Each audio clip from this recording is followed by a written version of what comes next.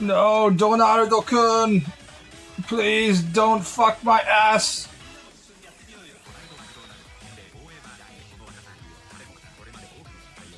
Doing okay. I know people forget it, but I have to wake up in the morning to do this streaming time.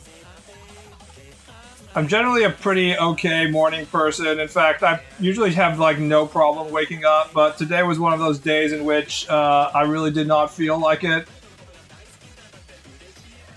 It doesn't help that the area that I live in, they use this like pipeline to collect garbage, which allows you to just like drop your garbage down this gigantic pneumatic chute at any point of the day, which is kind of nice.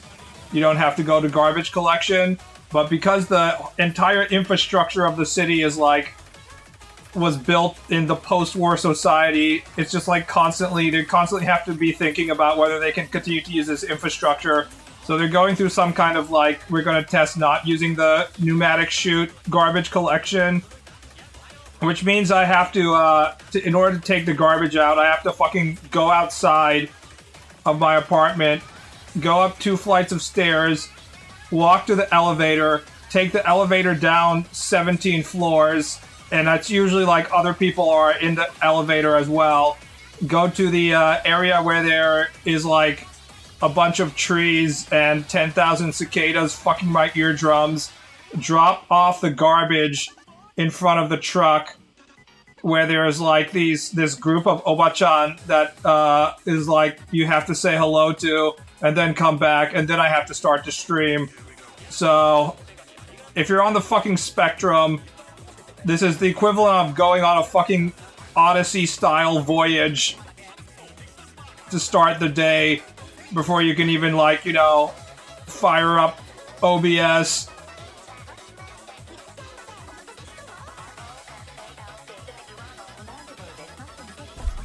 Okay, that's enough Donald-san ear rape.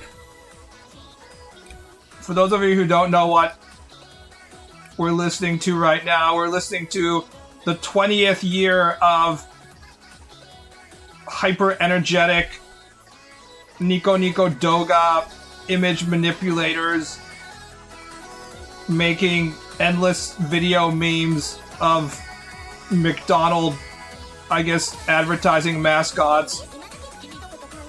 That is double cheese or cheeseburger tabemi.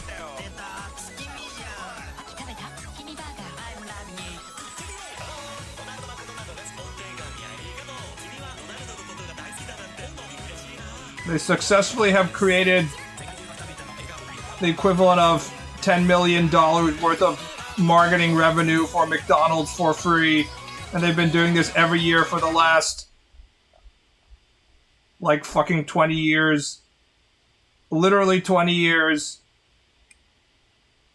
If you search for Donardo,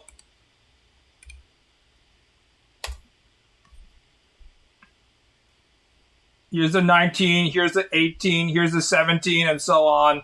It just goes on and on and on. Every fucking year, these McDonald memesters, they can't help themselves.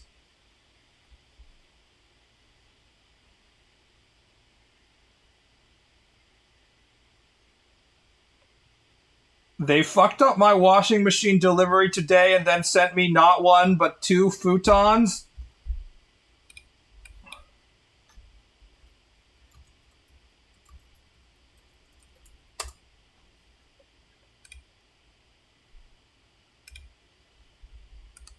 Here, let me post an image to make you angry.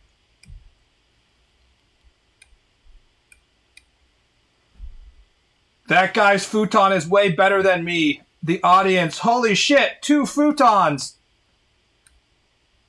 You did it.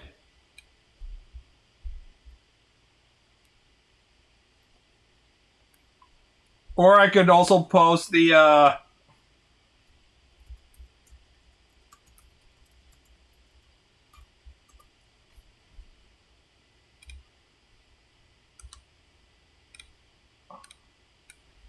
There's also this. Gee, Bill, how come your mom lets you eat 2 wieners? No skins. Serve it tonight. Skinless wieners wrapped with bacon, parsley potatoes, ketchup sauce. As much as we complain about whatever the enshittification that's currently happening in society in 2026, if the date in which you were born had been, slided a little bit to the left or a little bit to the right, if you were born in like 1938 or something, you're a fucking bitch-ass housewife. Her version of cooking would be taking a bunch of potatoes, taking a bunch of no skins, skinless frankfurters, and wrapping them in, I don't know, is this supposed to be bacon? This would be your fucking dinner with ketchup. And she would like serve this and you'd have to be like, honey, that's delicious cooking. Let's buy some US war bonds and savings stamps. So yeah, it ain't that bad. Now I have 2 king futons. One for the man that you are officially married to, your legal husband, and one for the cuck bull, the BBC stand-in. Or you could go the American style and be like, one for me, and also the other one is also for me because I weigh 600 pounds and I can't fit my entire body on a single futon. That would be the American use for it, I think. Slap some pineapple on it. You're a genius. I gotta try this now. I feel like pineapple being an unneeded ingredient is kind of giving it a bad reputation, I feel. I don't think it's that. I think it's overrated in terms of like how much it ruins food. I'm one of those people who's basically okay with pineapple pizza. I don't go out of my way to be like angry about it, I guess. There's similarly a lot of people who get super angry about pineapple on their in Japanese. There's like a Japanese Chinese dish called subuta, which is like vinegar pork. So it has like a very acidic element to it to begin with because it's vinegar. But a lot of the Chinese restaurants, they will add pineapple to that. And similar to pineapple pizza, there's a lot of Japanese people who are like, get that fucking pineapple out of this shit. But I'm like, yeah, it's fine. How bad can it be, right? I don't hate it, but I don't like it. I'm not going to aggressively go after it and like complain about it too much. I won't be like, no, get the pineapple out of it. I see what they're trying to do. There is definitely a part of me that's like, this would probably be better served if just like serving the pineapple separately. I feel like the pizza sauce should be the sweet element of the pizza. I also tried taking the pizza sauce covered pizza and dipping it in the provided ranch sauce that comes with a pizza delivery. And I was like, you know what? I have never tried pizza in ranch sauce before, and it ain't that bad. It's okay. Ranch sauce truly is like, it goes well with everything. It's a good way to increase the total amount of calories you're eating with your unhealthy pizza by another like extra 300 calories for no reason. Way to go, America. You've created another food trend in which somehow you've increased your chance of heart disease. You're like, wait, there are elements of this pizza that are healthy. What if I dipped it in ranch sauce? What about mango salsa? I generally don't use much salsa on anything. I remember that in the chili recipes I use, it was like chili recipe for men who don't want to cook. And one of the chili recipe was just like put salsa in the fucking chili. Just like open up a can. But I stopped doing that after a while because it was hard to retain control over the sodium content, because like some salsas would be way more salty than other salsas, and just like dumping the fucking can of salsa inside your chili, sometimes you could end up with a chili that was way too salty. And eating too much salt is another unhealthy part of a diet, so it's easier to just adjust your salt content yourself by not putting a fucking entire jar of salsa into your chili. If you weren't across the ocean, I'd offer the extra one to add to your harem. So actually, I'm being forced to choose between various sleeping setups because I'm in my aunt's apartment right now, and there are 3 things. One is this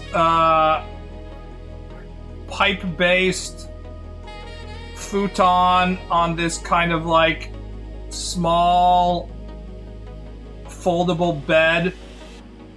This is what I'm sitting on right now.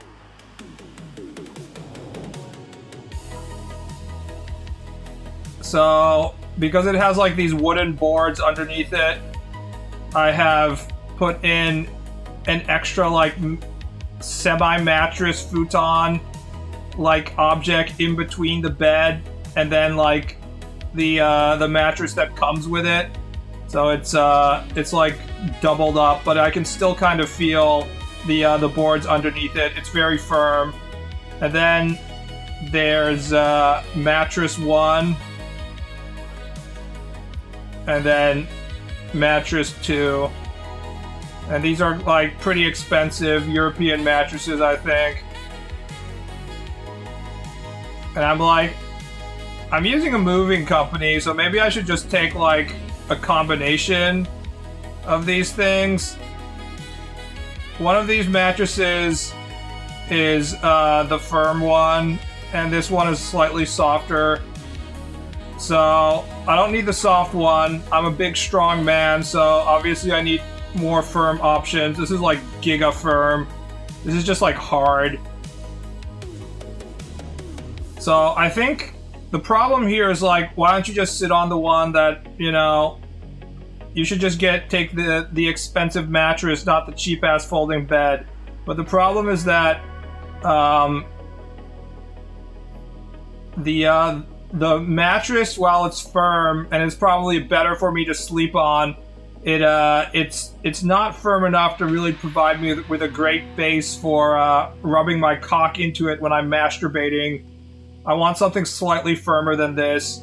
It's good for sleeping though, but for my jack-off masturbation sessions, I prefer this the folding bed better.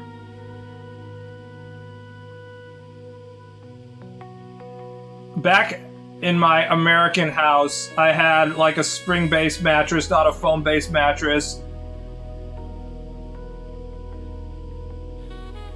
And it was literally the best hardness for both sleeping on and jacking off. Just get a fleshlight, just use a hammock. I have literally tried to use an Ona hold jacking off during my college period, and my dick would not function. This is why I've said many times on stream, do not do the masturbation methods I've used, because you are permanently fucking up, desensitizing your cock. If I want to be able to ejaculate in a normal manner, even just using like a normal Ona hole, I think I need to go into like dick training mode to desensitize myself from the years of accumulated powered masturbation strategy that I've done. But I figure there's really no point, because I also don't plan on having any kind of significant female that I need to stick my penis inside, so...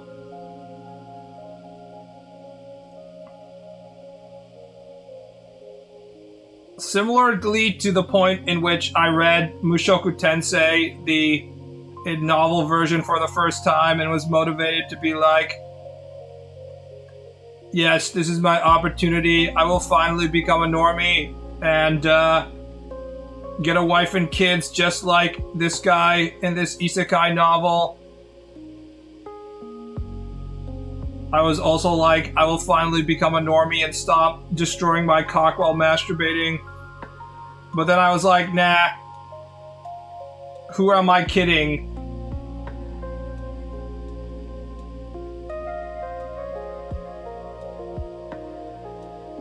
There's no point in me pretending to be somebody other than myself.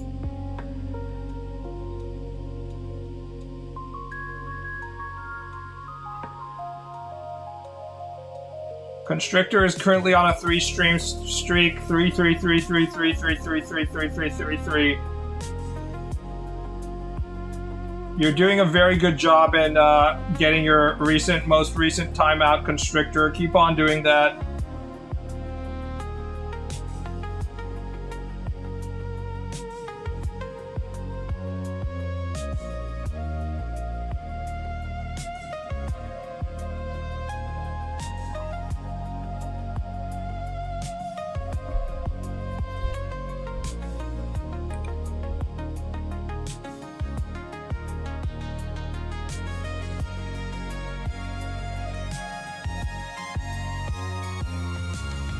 I lost my streak seeing the Odyssey on Friday. It was fine.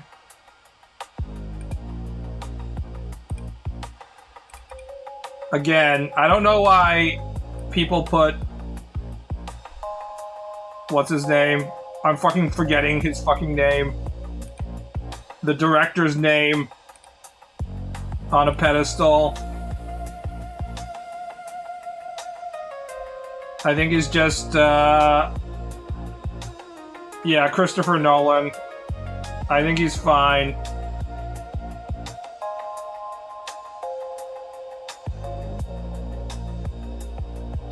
I think most of his movies are basically gimmicks. I haven't seen some of his non-gimmick movies like Dunkirk and shit like that, but...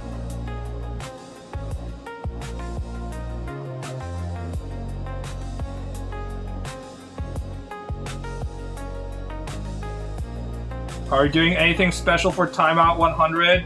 I'm gonna hire some big gotchi bros to show up at your house to wrestle you. We're gonna decide who's the boss of this stream once and for all.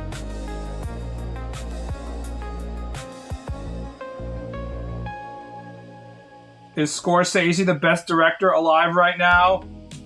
I think if you're a film nerd, you say either Paul Thomas Anderson or what's his name? Alexander Payne. I think Alexander Payne is the best director alive right now. I'm a real big Alexander Payne guy. I've literally liked all of his movies. At least among American directors. If you're a real film nerd, you probably drop like the name of some European director that, you know, normal people don't follow. And be like, I see you have not been following the works of Joël Zolder de Harvard. Unfortunately, he is currently not producing anything new because he is being cancelled by French society for 7,000 counts of pedophilia, but he's a true artist. I eagerly await the day in which he releases his next extremely deep experimental film about the sexiness of 12-year-old kids. Truly, European cinema is the best.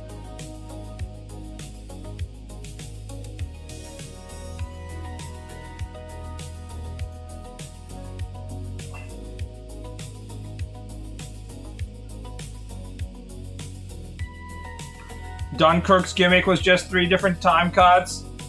Yeah, Nolan really likes time-based shit.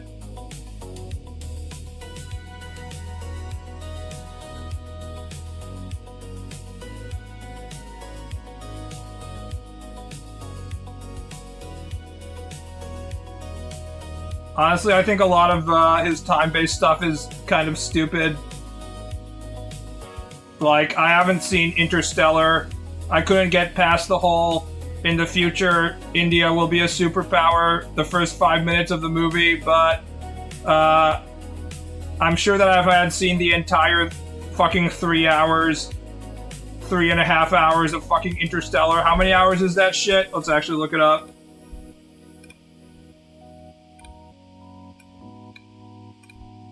Interstellar runtime. It's 2 hours and 49 minutes, yeah. Nobody's getting me to watch a 2 hour and 49 minute movie in the theater.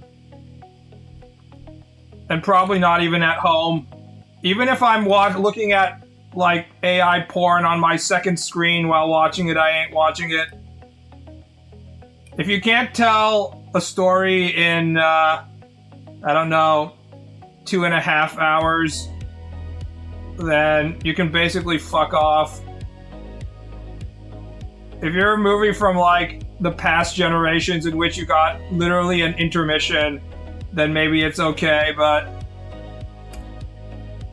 For example, The Batman.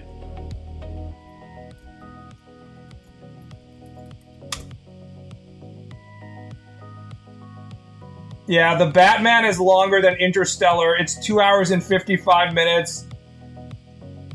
It had no fucking business being 2 hours and 55 minutes, but yeah. There's nobody to tell these people that they aren't making, you know, Lawrence of Arabia, and they need to fucking trim that movie down.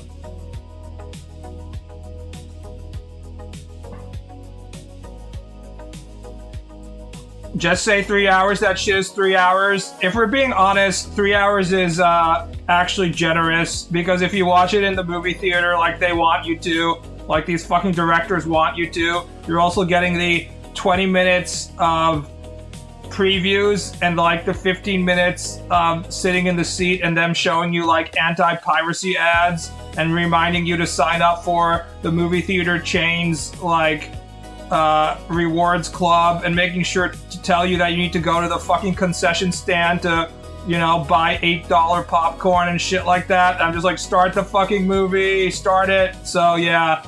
And then like the Hollywood is like, why aren't people going to the theaters anymore? We have a crisis. Like, why do you fucking think, dumbass?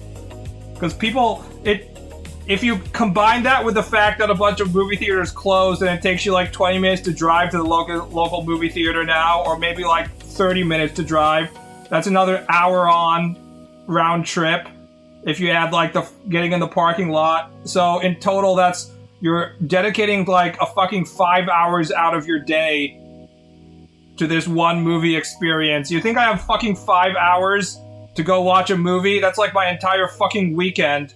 I'd rather stay at home and like massage my prostate.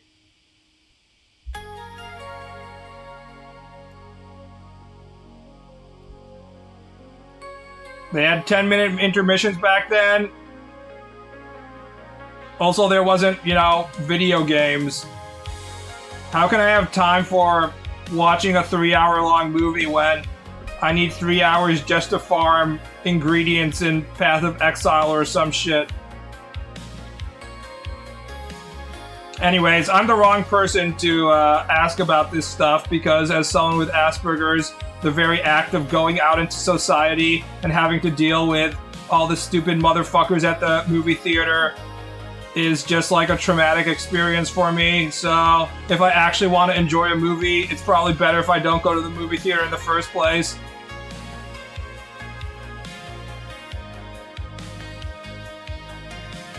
On the other note, seeing all the Chiikawa reviews on Japanese Twitter has been hilarious. I didn't know that Chiikawa movie was out. I know that it's a part of the Chiikawa manga in which there is a bunch of traumatic shit. Everybody, even before the movie came out, was predicting that there would be a bunch of kids crying in the audience because their parents would take them to see the Chiikawa movie and like some very uncute shit would happen.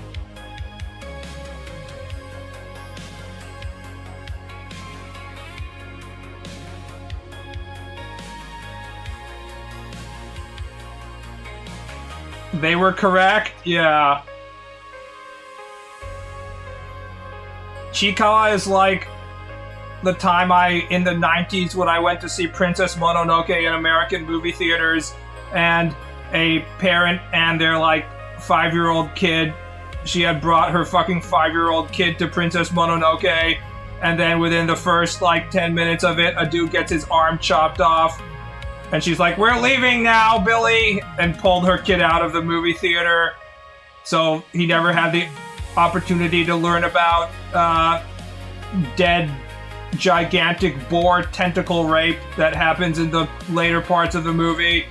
It's like that, except Chiikawa is literally drawn in like a cute, child-friendly style, and then they're like, ah, I'm crying because, you know, one of my friends is being chopped up and eaten. Cannibalism because mermaids? The author cannot help themselves.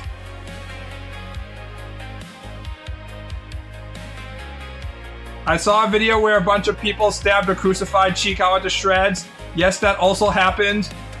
So happy tree friends? Not really. The insidious part of Chiikawa is that it appears to be it actually does have like cute and heartwarming stories as like 70% of the content, but then it sticks in like horrific acts and deeds in the remaining like 25% or so when you're not ready for it. So it's just enough to lull these kids to sleep and these parents to sleep, and then like, you know, one of these cute animals will be like eaten by a large predator or something.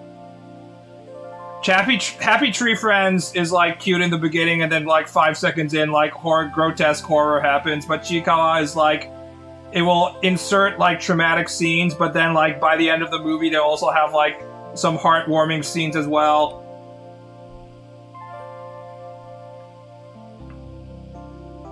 My nieces like Momonga more than Chiikawa. I can't tell the difference between any of these things.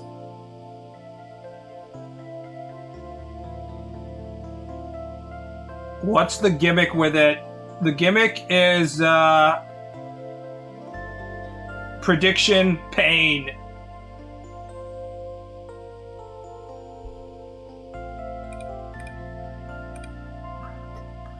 The gimmick is like, here.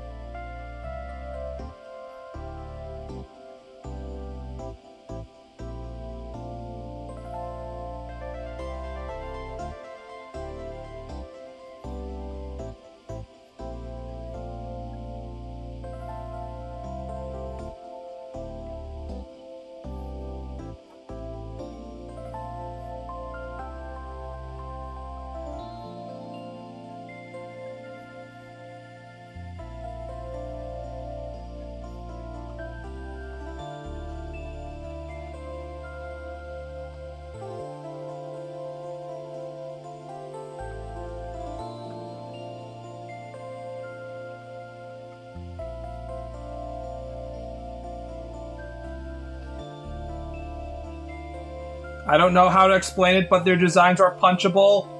There is already a market for people who see cute things and they want to abuse them.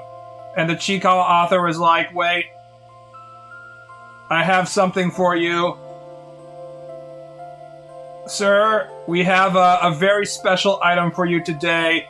We don't give this to everyone, but we call this the Chiikawa. We've prepared this specifically for people such as yourself.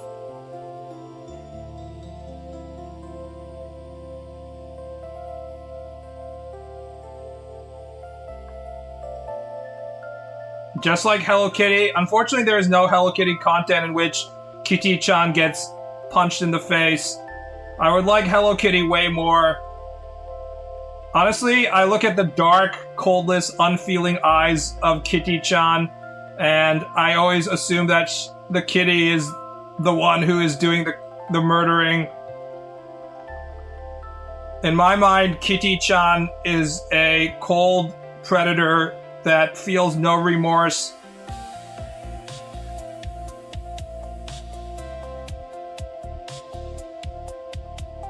She has these black, cold, lifeless eyes, like a doll's eyes. Until she bites into you, and then they roll over white as she tastes blood, to quote Jaws.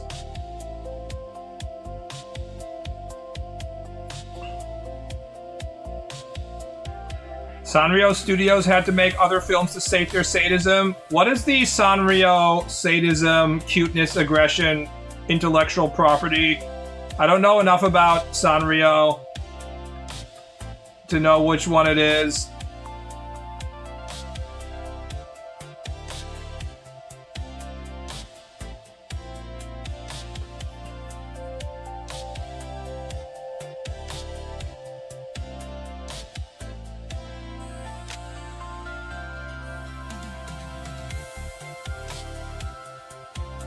I don't know. I only know they made Aguretsuko and that's it. I'm asking the woman for a reason.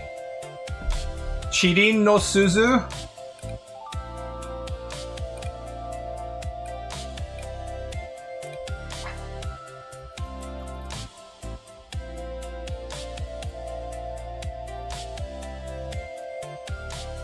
$1978.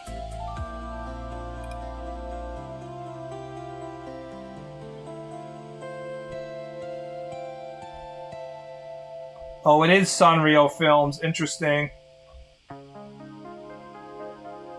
It's most notable by fans and critics as a family film which makes a sharp, sudden turn into a dark and violent story that criticizes and reflects upon the theme of revenge and war.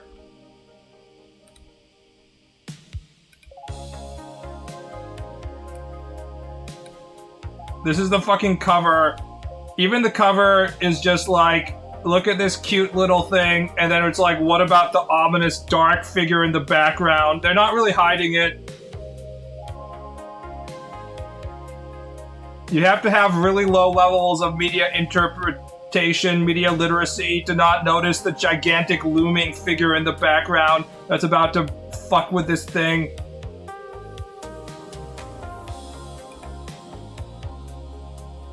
Shit looks like a character in Berserk right here.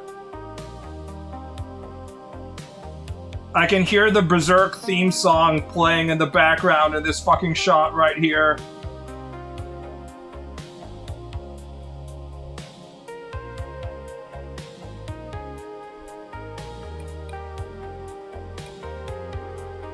Griffith! The lamb turns into the ram on the far right. LMAO. Literally Berserk arc right there.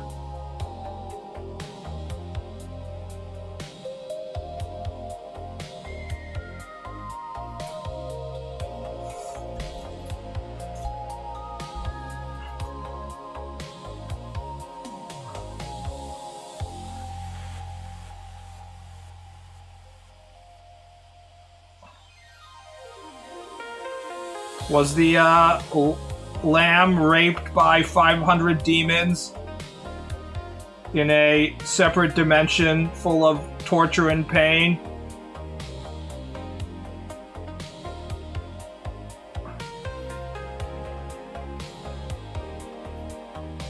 Sanrio is like, damn, we should have thought of that.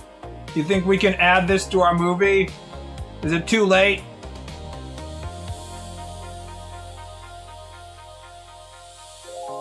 No, it's mom. Was it, did they have the, this just literal Bambi, mommy is dead? For real, BB would watch that scene? Here's the thing. As often as I talk about, jacking off to rape porn, I don't jack off to Berserk rape porn, because everything is bad in Berserk. Therefore, it doesn't give me the sense of taboo, which is what I'm actually jacking off to.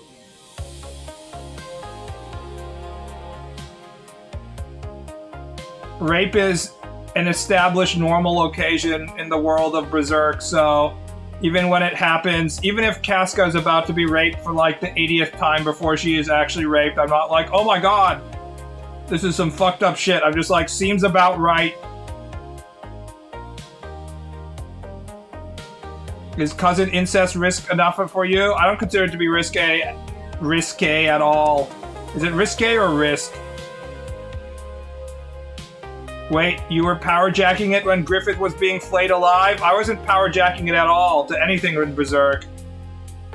The allure of the forbidden must be present, exactly. I don't look at, like, a news item in real life and be like, holy shit, rape happened, I have to jack off now because I expect the world to be horrible. So there isn't any sense of violation and taboo to horrible things happening in the world, in which real world situations in which everything is, normally horrible. It's only taboo if there's something holy that's being violated. And in my case, it's stuff like shonen manga, in which you go into it expecting everything to be okay, and when everything isn't fucking okay, I'm like, holy shit, my mind is being destroyed. This is a very hard fetish to satisfy, because if you know that it's gonna hit you, then by default, you've negated the whole thing in the first place. So it has to sort of come at you out of the blue.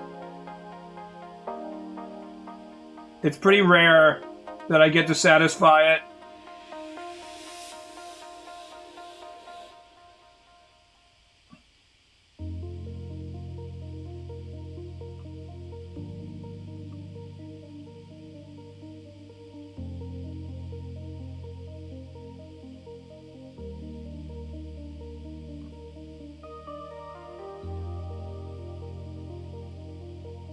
Kind of explains here how you holler with laughter when old films had sudden violence. I don't think that has anything to do with this.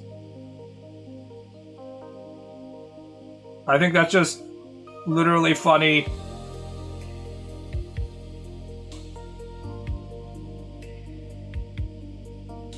People have thought that violence was funny for the longest time. Why do you think we have, like, classic comedy skits from the 1920s or something of, like, just a fat man falling down the stairs or something like that?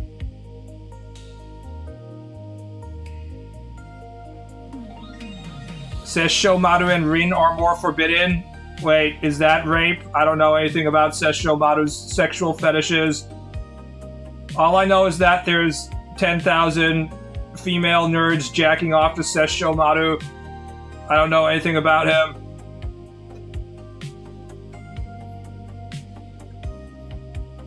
I don't know. Anything that involves a female author and rape isn't very, like, taboo to me, because if it's a female author and a cruel ikemen starts raping a girl, that's just expected, so...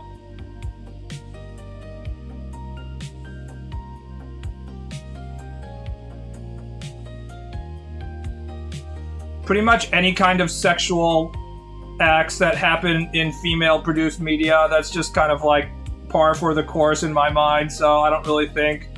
I'm not like, holy shit, I can't believe this is happening. The most recent example of this, and it ain't recent at all, which shows you how rare it is to come along, is when Far Cry 5 came out, and before I had even played it, from the message boards, I learned that Far Cry 5 ends with it turning out that the Doomsday Cult is right about everything, and the main character that you are playing as, which you can choose to be a female character, gets sucker punched by the primary antagonist, and the game ends with you being chained up inside his, like, nuclear bunker, just you and him, as the entire world goes up in nuclear flames, and then people were commenting on the message boards that, you know, that dude is, like, raping you nonstop for the next, like, 10 years. And I'm like, fuck, let's fucking go, holy shit. That's so hot. Because the idea that your main character, which is allowed to respawn and keep on retrying shit until ultimately you always win, because video games are generally built to let you win, just by definition, to have the end game of that, the inevitable end of playing that video game, being your character getting, like, raped in a bunker for the next 10 years, is like, you know, that's a sense of violation to my psyche, and I'm like, fuck, let's go. That got me going. Man or woman, you're probably getting the struggle snuggle, yep. And of course, if you go on an archive of our own right now, there's a lot of authors, I assume female, writing a lot of porn about, you know, the Far Cry 5 antagonist raping them for the next decade. They're like, tee-hee, that's so sexy, so, you know.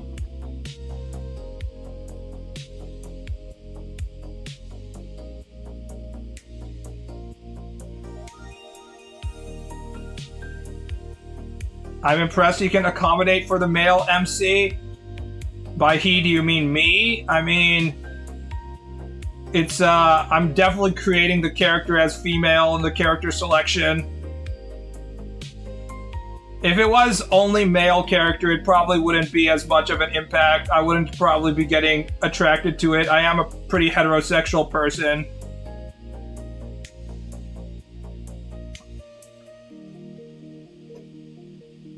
The antagonist in Far Cry 5, I mean, it's all first person, so... Also, the rape is just implied in our minds. We don't actually get any rape scenes.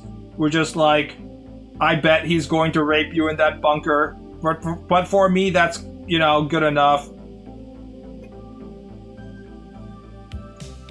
They might just be roommates in the bunker in a totally non-homoerotic way for the next, you know, 10 years as they wait for the radiation to subside. No homo, though. Just a bunch of dudes hanging out in the bunker together. Doing cool dude stuff together, you know? Nothing gay about that. Every day is the eclipse, especially if you're in Africa. Think about that. I talk about, like, all this horrible shit and how, like, depraved and, like, crazy that shit is, but it's literally just, like, daily shit that happens in Africa.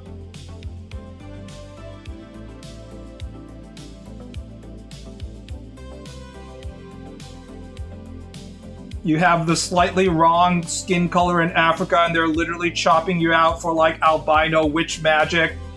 You're the slightly incorrect tribe in Africa, and, you know, military groups showing up at your village with AKs and machetes to kill you. In Dishonored, there is a no-kill option that very heavily implies the lady you drug is going to end up in a rape dungeon. Yeah.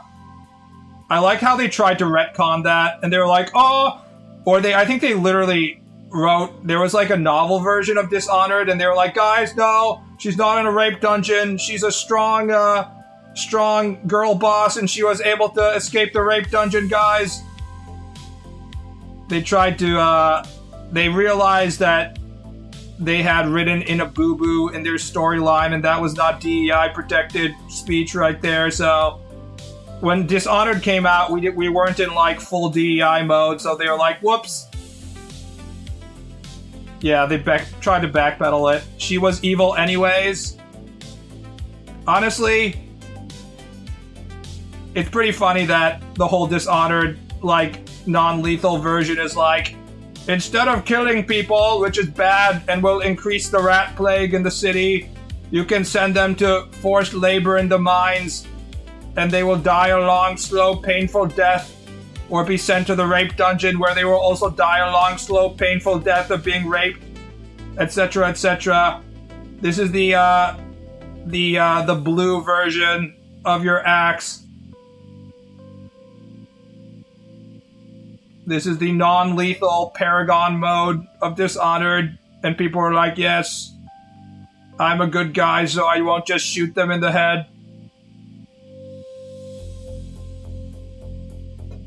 Getting disowned and sent to die of the plague, LMAO.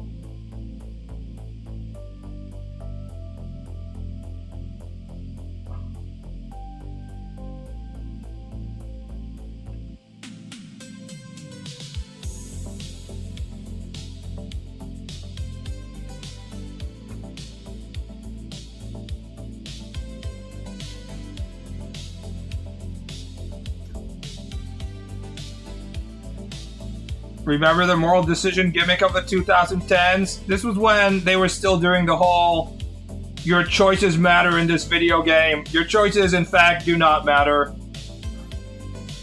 But they were like, guys, you can do anything in our game. You can do option A, in which you murder the lady and take all of her money, Or option B, in which you save her kitten from the tree. So much choice.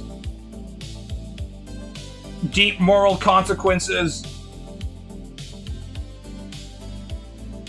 Will you commit mass genocide?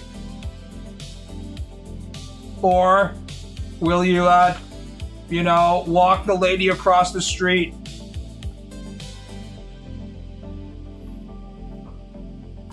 One gives you red points, the other gives you blue points. If you go down the red skill tree, you get to shoot red lightning. If you go down the blue skill tree, you get to shoot blue lightning, or maybe have a blue colored shield, or maybe you have a blue healing spell.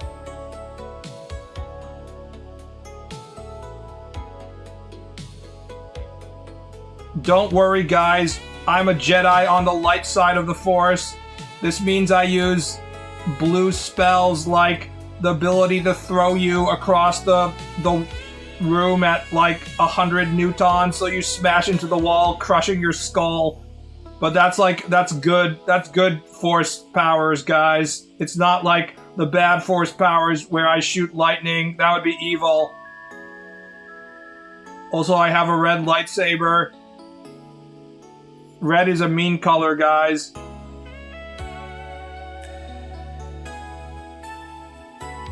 Imagine a Berserk game when you play as Griffith. Honestly, I kind of wish that Miura just ended Berserk with Griffith winning. I think that would be a cool ending.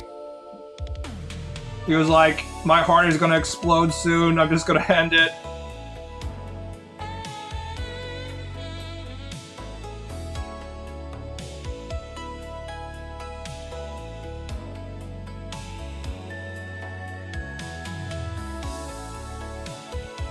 Red, like any color, is neutral?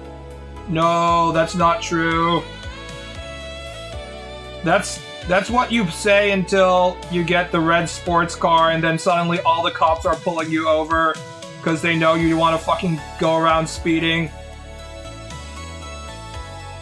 Colorism is bad? I don't know. There's some colors that I just don't think I can trust, you know? The dark side of the Force really makes you think, huh?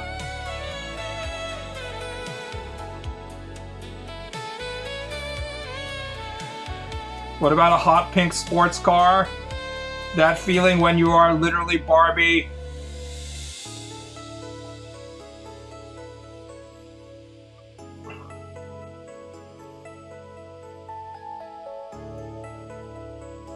Does anyone else have I need to be in immediate danger of extreme negative consequences to do anything I don't like brain?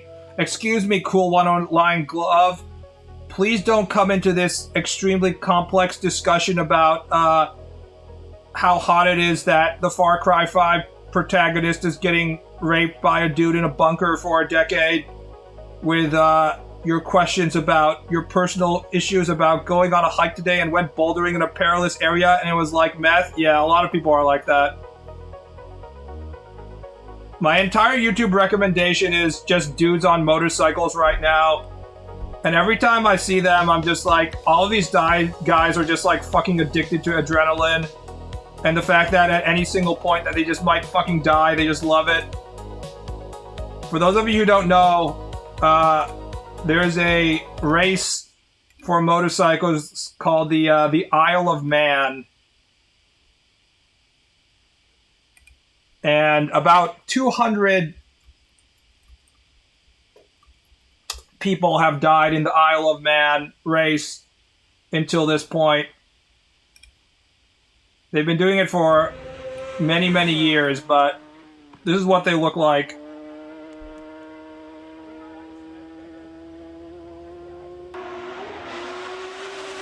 Perfectly safe, guys. Surely going down this tiny little fucking road at 250 kilometers per hour will never result in me absolutely getting, like, plastered.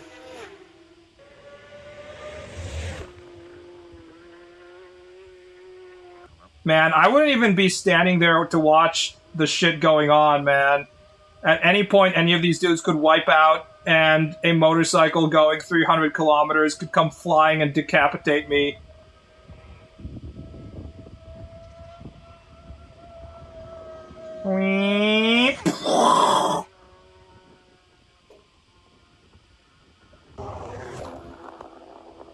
These guys sticking their head out, too. Surely nothing bad will happen to me.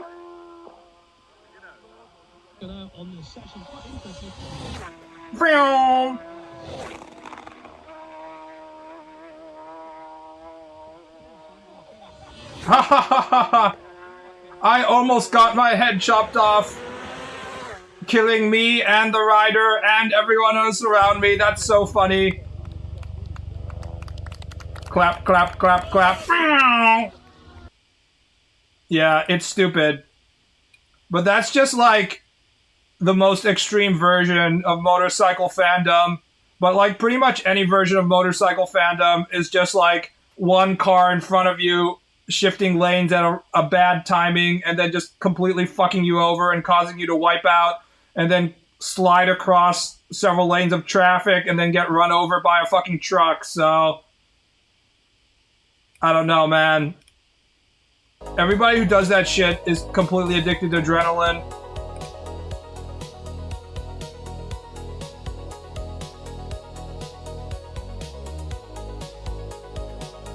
The fucked up thing is that I have a brain, so I'd never be an extreme sports person because it's voluntary. They also have brains. It's their brain that is producing like the 10,000 grams of adrenaline that is getting them high.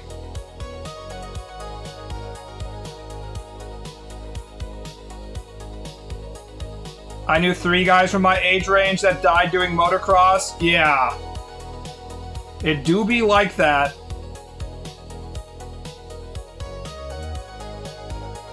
Guys just have a lot of things in their brain that allows them to turn off the possibility of them dying, or they just don't give a fuck. This is what has allowed human civilization to go forward. You have to convince a bunch of dudes to go and fight the saber-toothed tiger.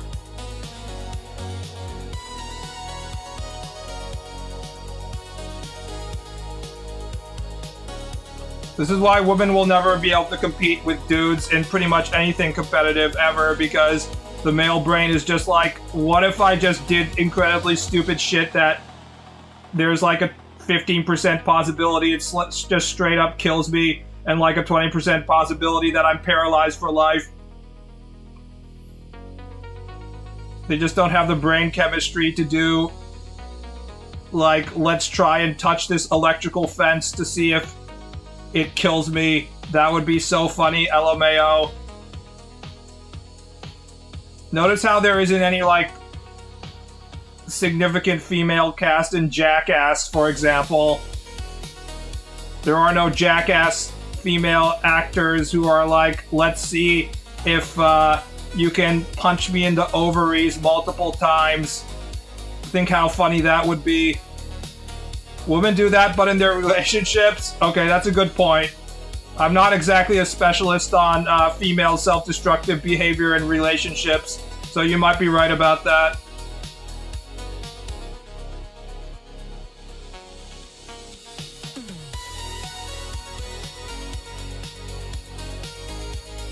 It's not necessarily dumb to soar past the heights of life and death. The thing is, we've created a modern society in which if you actually want to keep yourself away from dangerous situations, you can do that.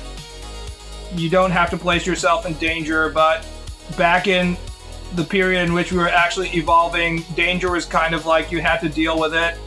Like, pretty much anything that you ate, there was a possibility of you dying from, like, food poisoning. Every time you went outside your little jungle enclave, you might get murdered by a poisonous snake or a saber-toothed tiger or some shit like that. But if you didn't go and forage for berries or something, then you were literally going to die from starvation. So, as species, we need to have the ability to turn off the possibility of negative consequences instead of being like, I'll just wait inside and wait for the Amazon delivery driver to bring me all my shit so I can remain safe. Because back in the day, there was no way to remain safe. And we still have the same brain chemistry from 100,000 years ago, obviously, so...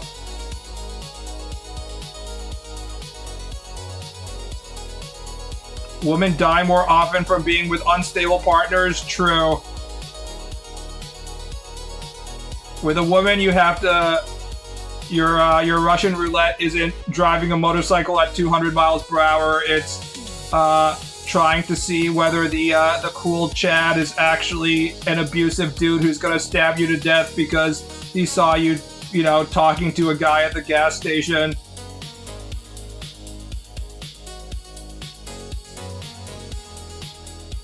But he's a really good guy, that Chad. He said he was gonna change.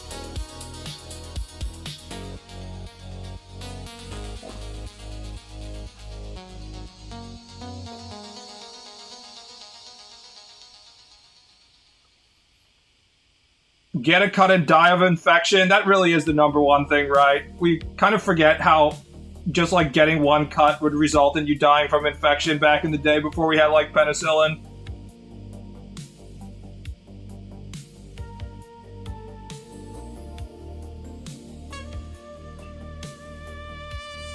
You don't know Chad like I do. He had a really tough childhood. Literally, I can fix him.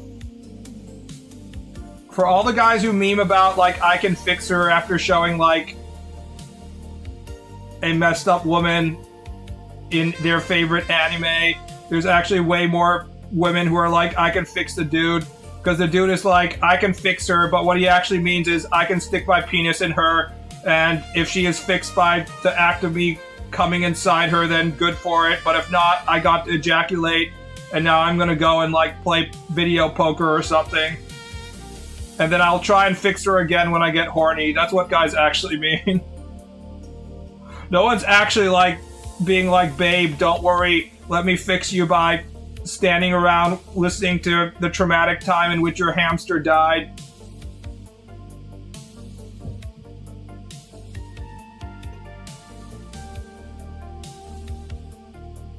Ejaculate, I'm pretty sure that fixed her. If only we could fix women by coming inside them, it would solve so many problems. Alas, we are not living in the hentai.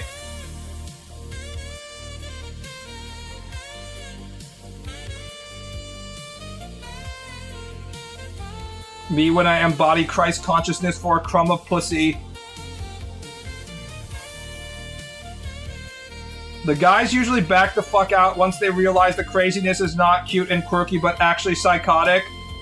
Real world Yandere-chan is not like my classic Nico Nico Doga Yandere-chan calling me up because she's jealous that I was talking to the other girl.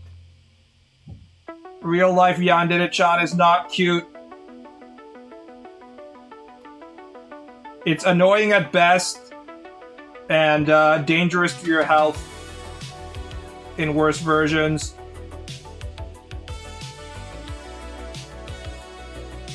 Having her show up and start screaming at you when you're just trying to play a game of Halo with your buddies will make the whole yandere thing seem not very cool very, very quickly.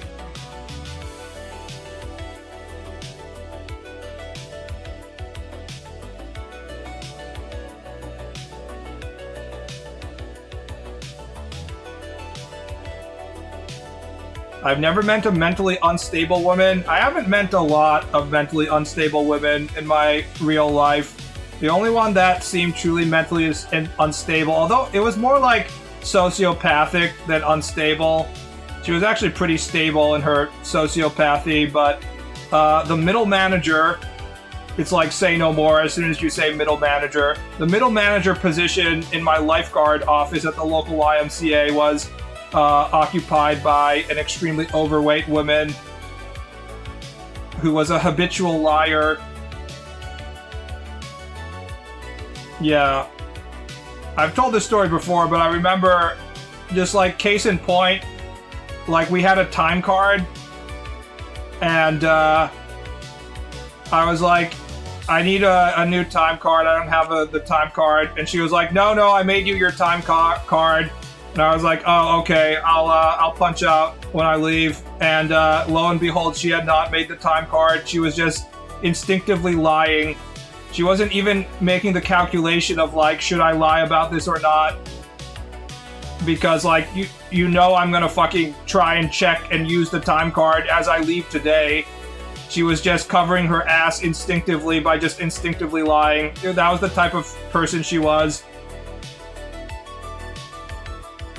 Whatever to get, like, it's the same category as Donald Trump, actually.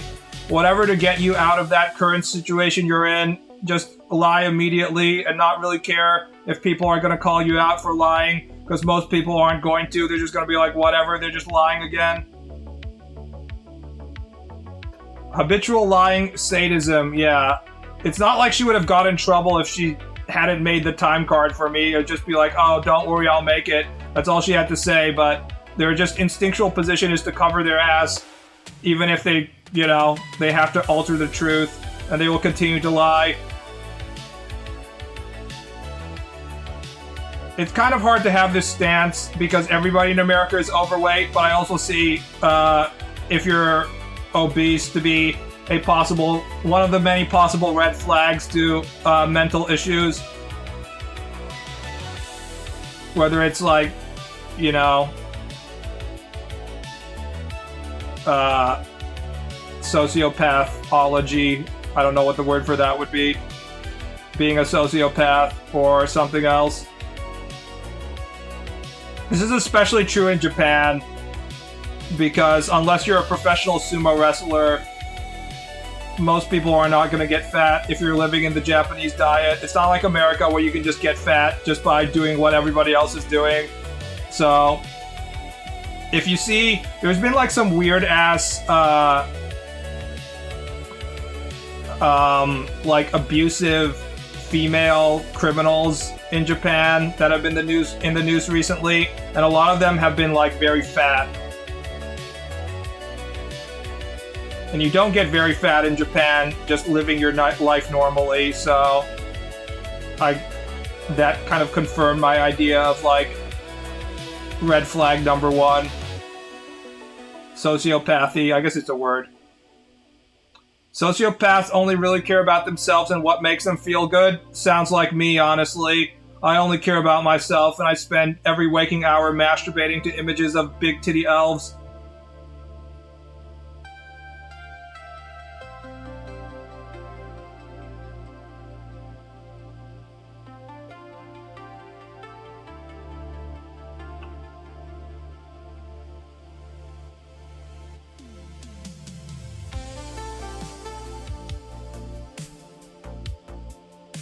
We're all psychos just on lower spectrum. I don't know. I think the actual psychos have stuff that is like, they're fundamentally different.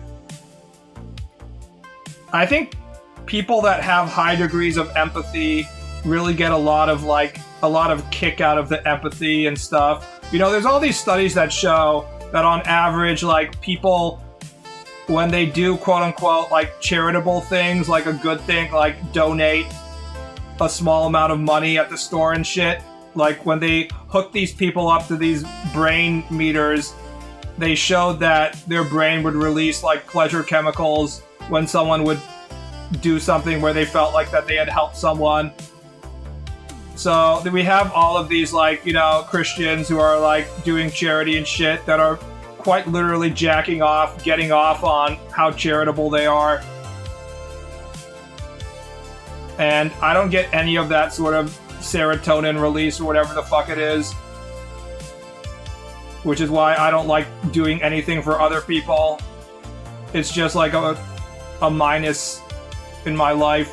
But for the people who do get that brain chemical, you know, just doing the act is enough to get them, like, you know, fucking high on their own supply, basically. It's also been observed in monkeys. It's always better to be the monkey in the research facility that gets to test out the cocaine supply and also like test out whether you feel rewards for doing kind things to other monkeys or whatever than the monkey where they're like, let's see if we can give him cancer. Do you think we could give him cancer if we expose him to this pesticide? 500 gallons of Monsanto pesticide? You're like, I ain't feeling so good, Mr. Stark. I think it might be all the pesticide I'm getting in my food. Let's see if we can grow a spare lung in his body.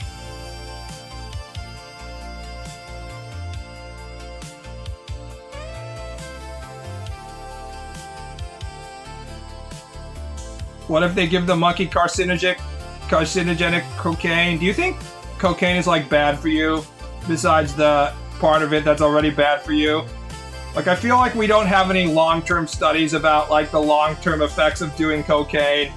It would be a really expensive study to be like, we track the health problems of high-quality cocaine use of this 80s Wall Street banker for the last 50 years. He's been doing moderate amounts of cocaine for the last 40 years of his life. Crack is probably good for you. They just tripping, dog. To be honest, not gonna lie, no cap, for real, dudes. Generally experiencing high blood pressure for long periods of time is really damaging to your body. That's true. There's no way that anything that where you're like that excited is good for you. We do know the effects of high blood pressure. I'm just being silly. It really does come down to, it's just a similar situation to just like eating a shit ton of sugar all the time, so. Just ask the boomers, they sure love their cocaine. Yeah. Our generation can't fucking afford that shit, dog. Thank God we have our cheaper alternatives like fentanyl. If we had to pay the current prices just to get a little bit of coke. Talk about life being unaffordable, guys. Hold on, I wonder if Gemini will actually tell me this.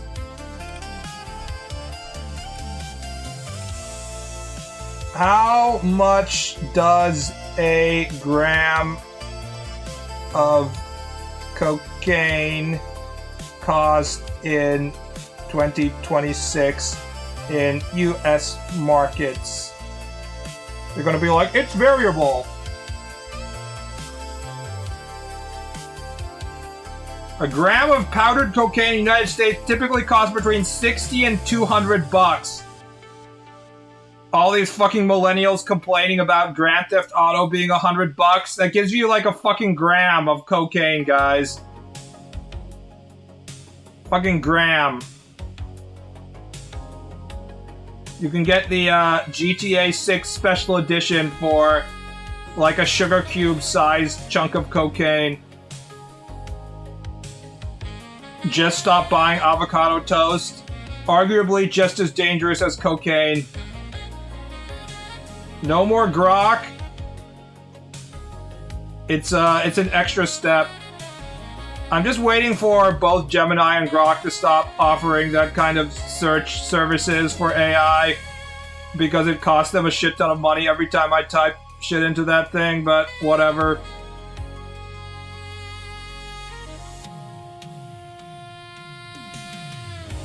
I'm actually shocked I never did coke in all my years in the goth scene. I thought that goths would be more into like downers instead of uppers. Isn't the whole goth thing to be like smoking clove cigarettes and being like, this party fucking sucks? I feel like if you want to be like, this party sucks, then like cocaine is the opposite direction. Won't you be like super hyped for the party if you start getting high on cocaine? Smoking and drinking coffee, yeah. I think somehow they think if they remove it after making it default that people will buy subscriptions. Also, it's still way cheaper than the inference that costs them in terms of like programming. It is actually getting cheaper to do AI searches. It's just that it's not... most of the business in which we talk about the price of AI at this point isn't the type of like internet search shit that you get on a consumer level. It's like the software programming shit, which ends up being way, way, way more expensive than any kind of, like, the agentic AI is what they call it, than anything that involves, like, typing shit into Gemini. So it probably, in their, like, $100 trillion expenditure budgets, it probably is just, like, kind of a drop in the bucket. Building the fucking data centers is where, like, the real expenses are, so eventually when they get into cost-cutting mode, they might take away any kind of, like, ask question stuff, but Google probably has enough ad revenue that they could probably continue Gemini as, like, a search function if they want to. But it might not be just, like, automatic stuff that shows up when you type into the Google search bar, and you might have to go to the second AI tab. I think that's probably where it's going to end up being, my guess is. I saw so many girls doing keys in the bathroom. No, I can't believe my big titty goth girlfriend is also a drug addict. I thought she was a pure trad waifu that just had black lipstick on. How can this be?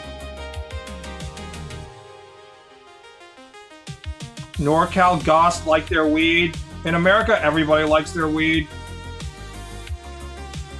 I would say I don't want to dox myself by exposing the fact that I was in a weed legal state, but every state is basically weed legal at this point. When I would go jogging around my neighborhood on specific days, the smell of the weed wafting out of people's apartments was so strong, I could get like clouds of it in my face when I'm running around. I'd be like, fuck, I can smell that. I really dislike the smell of weed. Well, good thing that's, if you're in Japan, that's one thing you don't have to worry about, that's for sure. No weed around here.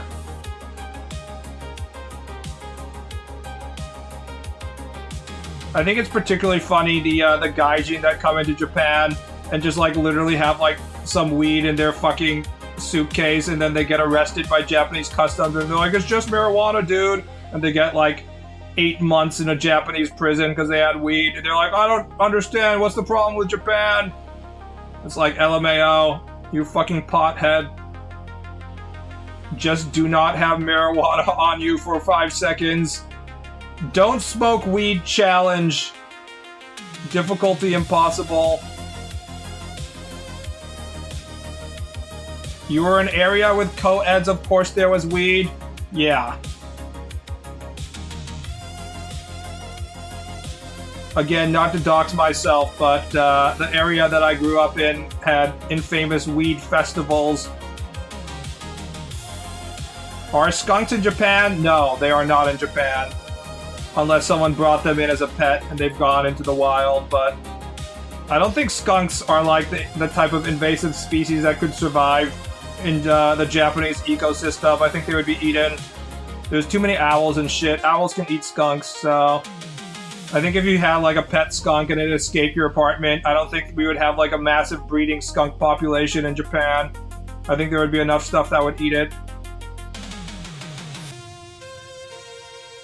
I would like them to bring weed into Saudi Arabia, or how Indonesia is the same. Yes, there is no way to get drugs in Saudi Arabia. Isn't that right, guys?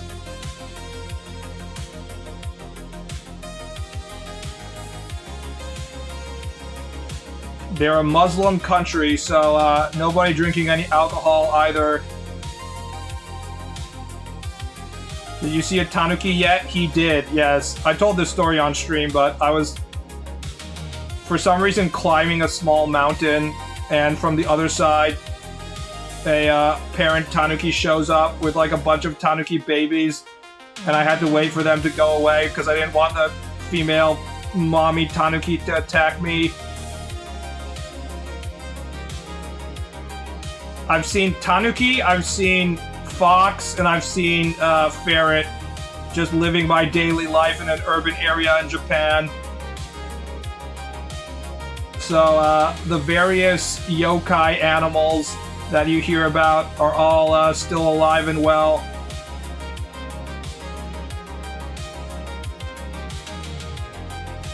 I love Tanuki. Tanuki are basically dogs, so they're not going to go extinct anytime soon.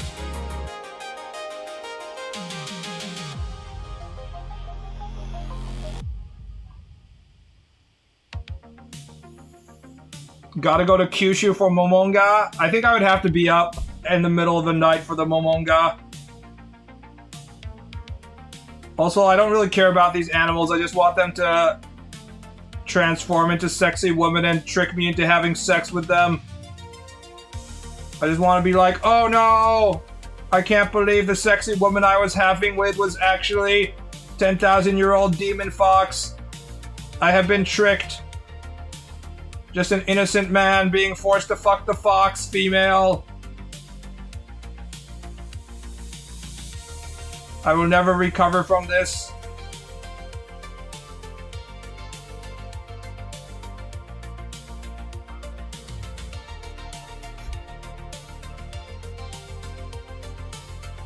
I want to own Tanuki. I think you can get a Tanuki.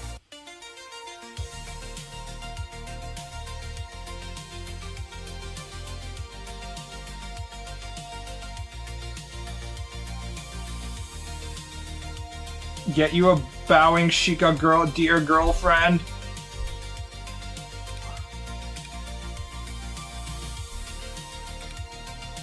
There was one YouTube video of someone who I guess was a Tanuki owner, and the Tanuki would just do some weird walking shit where it refused to walk on certain areas of the road.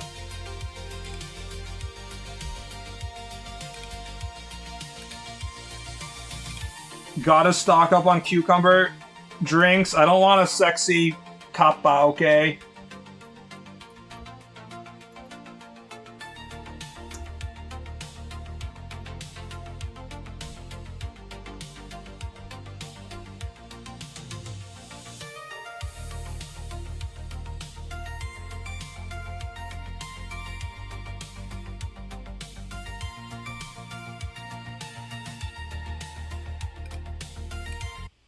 I feel like the best ones are Tanuki versus cat.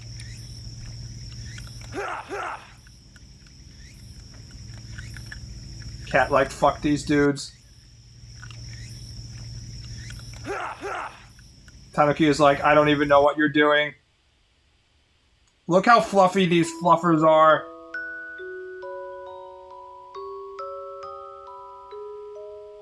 That is the good thing about Tanuki, is that it's like owning a dog, but they're going to be like 70% more fluffy. No wonder people were murdering them for their pellets. I want a fur coat made out of that thing. The Tanuki is just there to chill. There's a lot of videos of Tanuki taking cat food. Holy shit, this is a person with a Tanuki pet.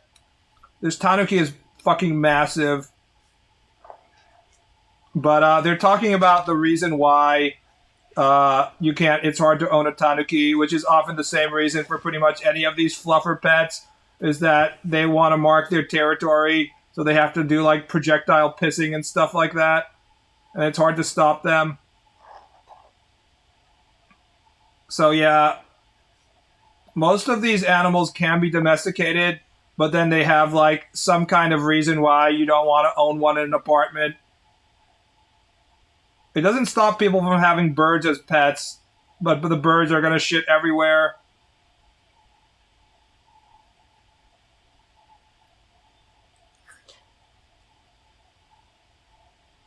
I honestly believe that pretty much basically all animals can be domesticated.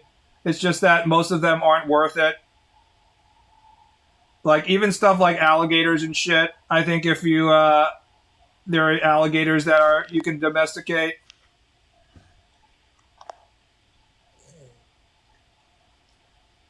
That Tanuki is pretty fucking relaxed looking. Low cortisol ball be like watching cute animal videos. I think you're supposed to call me low testosterone. I'm not being the proper alpha male Giga Chad.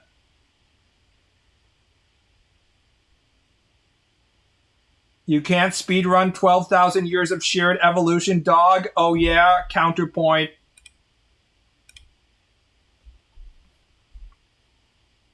I will show you in one animal speedrunning.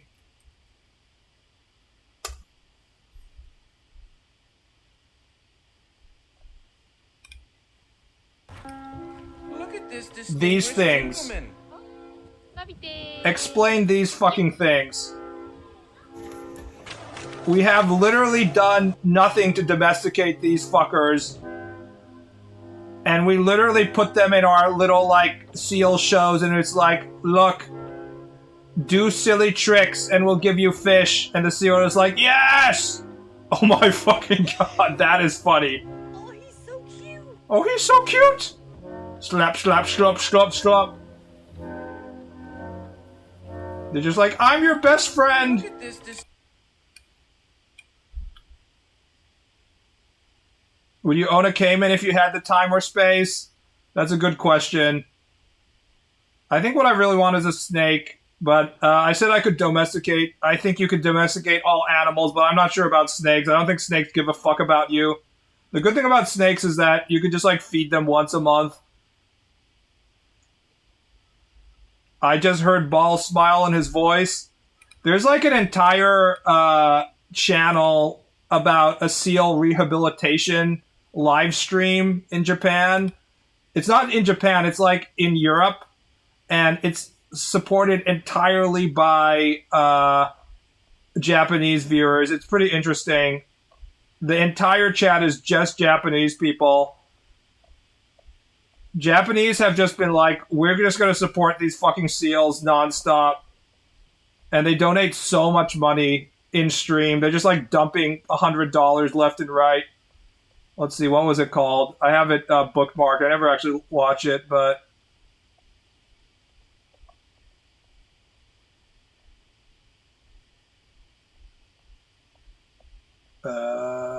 where was it?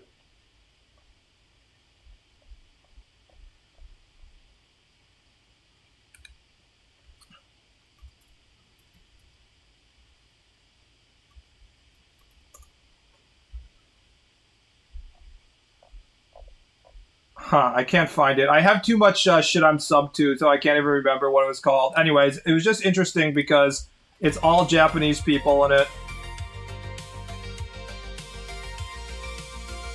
You definitely cannot domesticate all animals. People have tried for hundreds of years, we know at this point. Okay, maybe all animals is overstating. There's a reason why nobody has been able to, like, ride zebras and shit.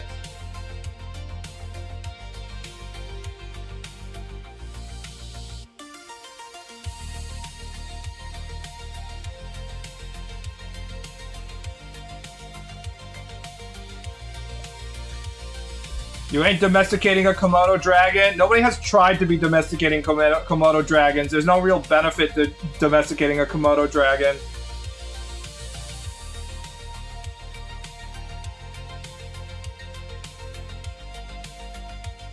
You can't be like, there's no way that we can it's impossible to domesticate every kind of animal because people aren't going to try and domesticate every animal for thousands of years. We're just picking off the animals that are self-domesticating on their own.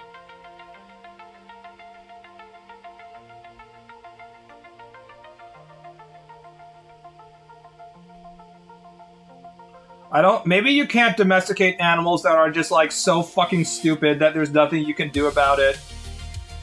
Like the stupid fucking sunfish.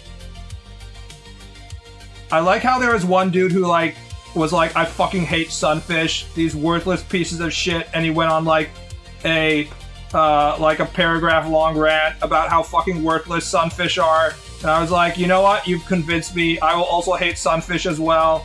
And then we see like the video recently of the orcas literally taking a rotting sunfish and using it as target practice and like exploding it into the ocean. I'm like, even the orcas just fucking hate the sunfish. What a worthless motherfucker. Yes, that's why I'm thinking of the exploding sunfish, is why I've been thinking about sunfish. Is the orcas are like, LMAO, let's just use this dude for target practice.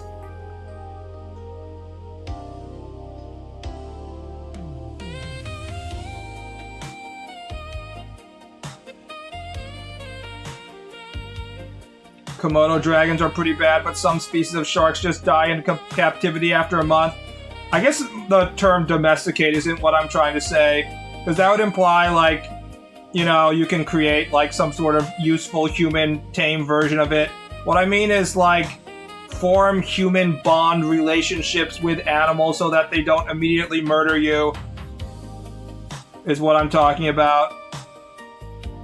I was really kind of convinced of this when I watched the documentary Grizzly Man, which is a dude who ultimately got eaten by a bear, but it took him like 30 years of acting like a dumbass year after year of just like hanging out around bears, and the bears were like, fuck off, dude. And he's like, no, I'm your friend. And they're like, fuck off, dude.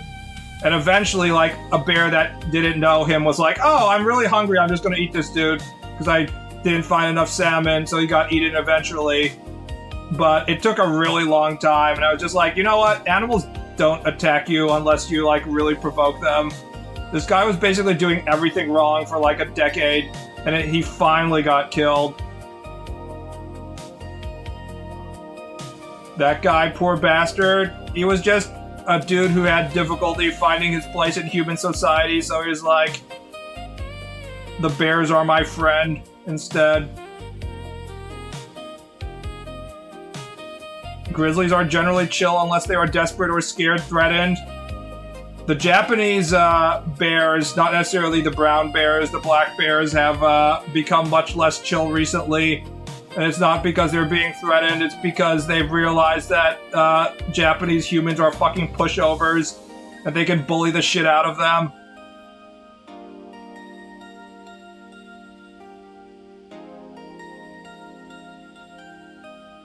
And they're mostly correct, unfortunately, because the Japanese hunters are all aging out and we don't have enough hunters, and when hunters do kill bears, there's all these, like, annoying animal rights activists that get angry and they're like, why do you have to kill it?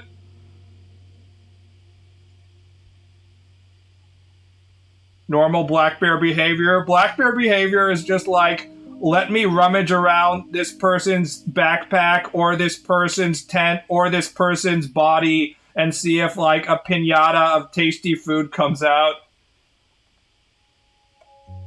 It's just like, does he have KFC? Let me chew through his spine to see if there's any KFC inside his body.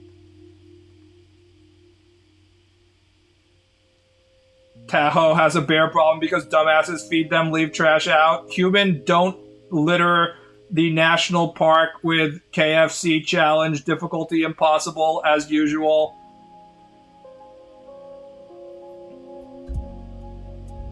Activists are fucking annoying. Can these retards stop blocking traffic? In my opinion, of course. You don't have to write in my opinion. Literally everything we write in this channel is in our opinions. Nobody's actually writing hard facts in this fucking Twitch chat. Imagine if we only wrote, like, actual provable facts in this chat. It would be all, like, mathematical formulas and shit. The poshest of bears prefer to scavenge Jollibee's chicken. I have never had Jollibee's, by the way. I can think of a way they could stop blocking traffic.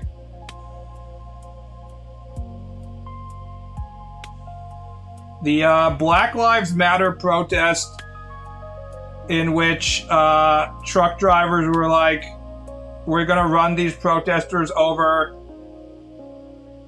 Protester blocks road, complains when people with car try to run them over, and then people with car who tries to run them over complains when the protesters, like, try and yank them out of their vehicle and beat them to death because they tried to run them over. Is an interesting, like, point counterpoint chicken and an egg situation of who's the problem here. But you know, it's like, do you really not expect that shit to happen if you try and kill someone on both sides? Like, come on. Like, when you do hostile shit to people, they react with hostility. Who could have seen that one coming? So much better than KFC. I had Japanese KFC once since I came to Japan. It was okay, which isn't saying much because I'm comparing it to American KFC, which is literally some of the most rancid food I've... It's the only food that can actually give me a stomach ache.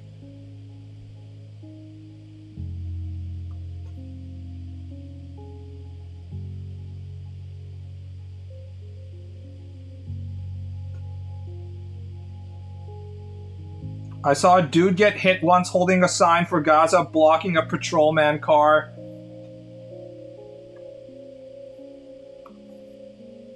You have a right to protest, but that don't mean shit when someone wants to beat your ass.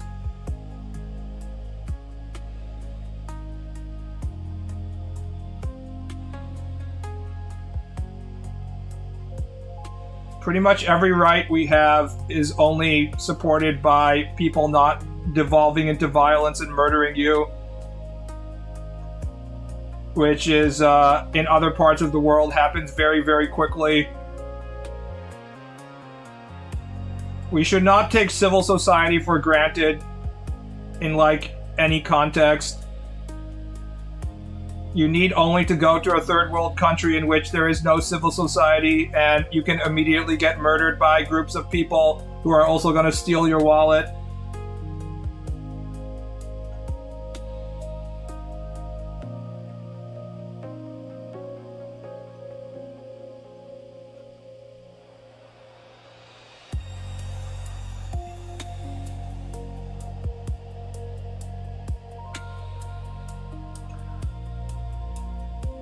It turns out that if you want people to be on your side, you should stop pissing them off. Maybe.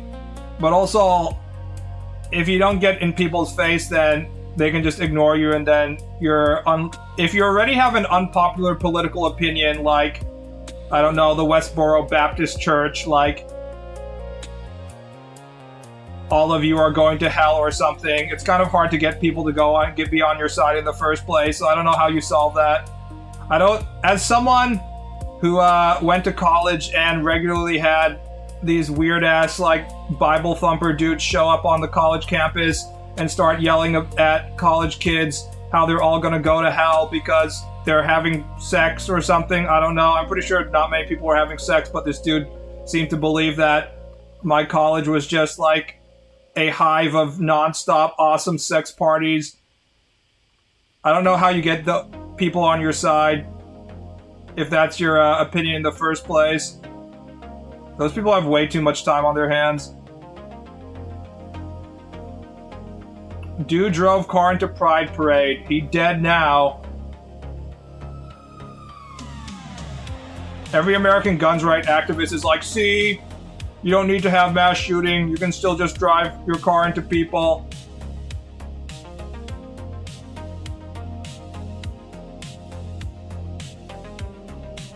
Ignoring the whole part that he only killed like 1 or 2 people instead of like 50. The Berlin event? Yeah.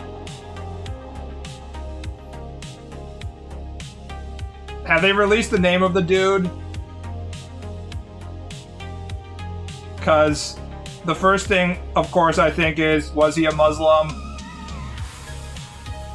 Or is he just a homophobe? A local homophobe? Unlike the gun, he only killed 1 person. Yeah, sometimes there's stabbing attacks and like 1 or 2 people die at most. Instead of, 50. I wonder how much of it was a skill issue though. It's not really a skill issue. Well, I guess you could call it a skill issue. It's all about the environment, right? The all-time high score for mass shootings will always be the dude who was able to fucking set up high-powered rifles from a window spot and then shoot down on, what was it, a country music festival in Vegas.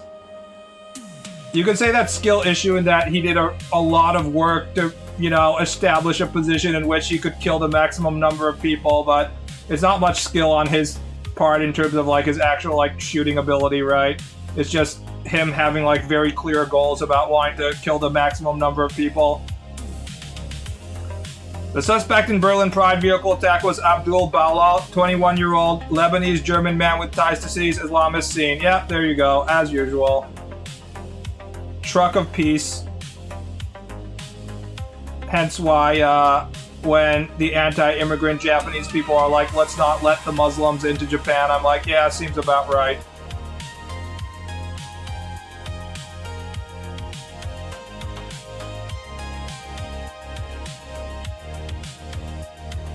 Feels like you should be able to run over more people in a crowd. Yeah, but they've been doing this for quite a while now. Hence why I was immediately like, I bet it was a Muslim dude with a truck.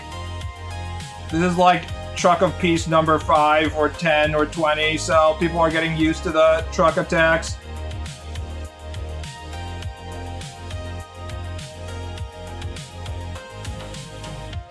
Japan has been pretty good at resisting non-Japanification of their spirituality.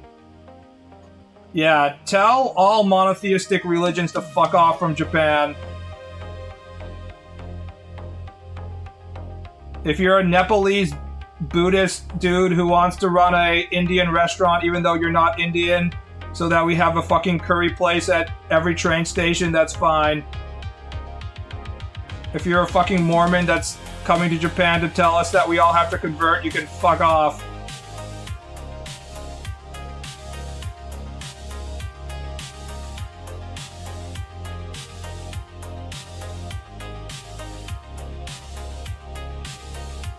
Japan needs to stay Japanese, seriously. The whole multicultural thing that was being pushed pretty hard when I was in college has proven out to be just generally false.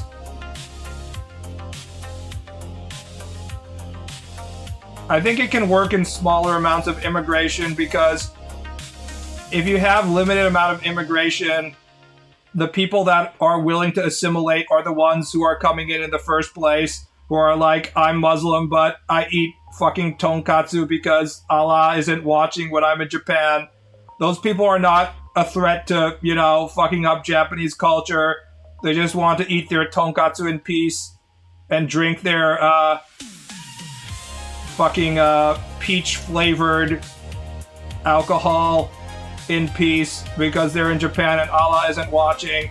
However, when you have like government programs of like, hey, we don't have enough labor, and the goal of getting people into our country isn't just like the people who like Japan or America and stuff in the first place, but like we literally need them to come in to, you know, keep our cheap labor working. Then you suddenly start to have people who are just there to make money and are like, fuck this country, I'm gonna change it in the way that I think is more fitting. So that's how you get all these Islamists and shit like that. Everyone wants to come live in the United States? Not true. More people want to live in Canada and Europe. There's better social programs.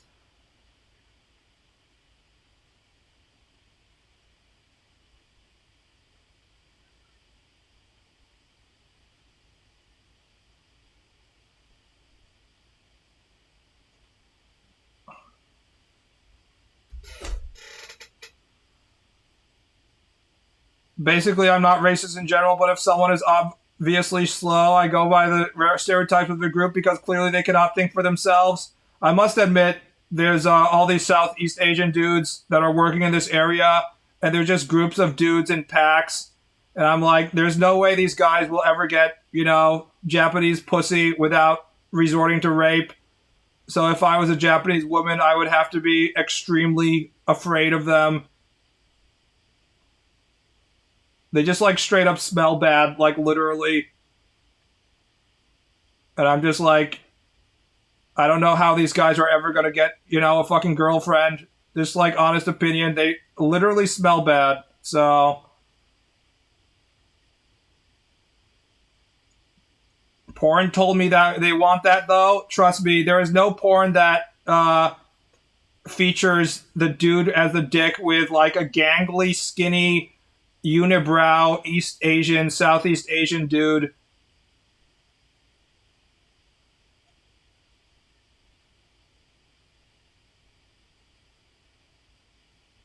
Canada has its own set of problems with immigrations too, like the US, don't they? They have more problems than the United States. Canada imported so many immigrants that they literally have a real estate problem in which there's not enough places for people to live because all of the apartments in Toronto are full of immigrants. They had a much smaller population base because everyone's just like living by the border, and they imported so much immigration that now they just have like all sorts of social issues as a result. Some asshole, didn't they burn down a shrine recently? Yeah, I think he was like an African immigrant.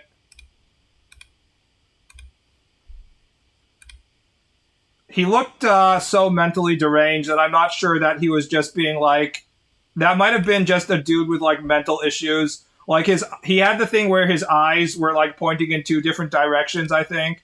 It looked like he was maybe like 70 IQ, which is probably the problem. Part of the problem is that a lot of these people that they're bringing in just are not particularly high IQ human beings.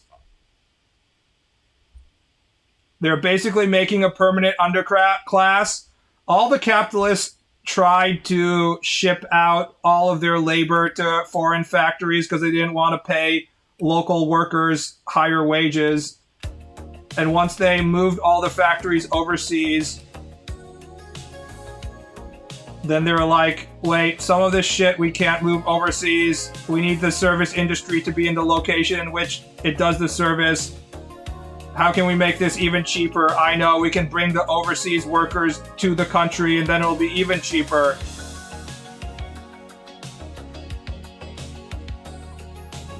So for any liberal who's like, no, there's nothing wrong with my neoliberal world order, I ask you, do you want to go and live in the low-income slums of Mumbai or whatever country in which the immigrants are coming? And if you don't want to live there, why do you want to bring in so many people that you're essentially bringing in that country into your country? Because it's the people who create the country, right? People's behaviors are what creates the civilization in the country and the social customs. So if you get above a certain number of a specific type of people, then you're essentially going to Mumbai. So if you don't want to fucking live in Mumbai, then maybe you shouldn't want, like, more than 1 million people from that location.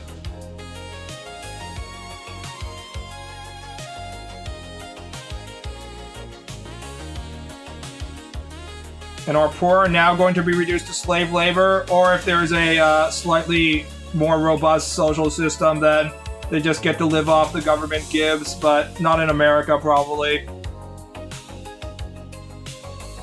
In Japan, there's a slightly different immigrant problem because besides the low-wage income immigrants, they also have the problem of the high-wage income immigrants, namely Chinese, because like every Chinese Communist Party member who has made a shit ton of money off of scamming off their own people is also trying to get all of their assets out of the country and like bank them in foreign real estate. And the Japanese real estate market is one of their favorite locations, which is why they've had to change most of the rules recently. It's all just because of the Chinese people. They don't feel safe with their assets in a country in which the party at any point can just be like, we're taking your shit. So then they show up in Japan. If you see some kind of news item of like man trying to drive Porsche in Shinjuku district, overestimates its turning ability at a certain speed and crashes into sidewalk, you can for sure guarantee it's a fucking Chinese dude. As soon as you click that news item, it's like, yep, it's a Chinese dude. Who could have seen that one coming? It's always like a Chinese little princeling whose like parent is an owner of like a gigantic monopoly gigacorp who is fucking around in Japan.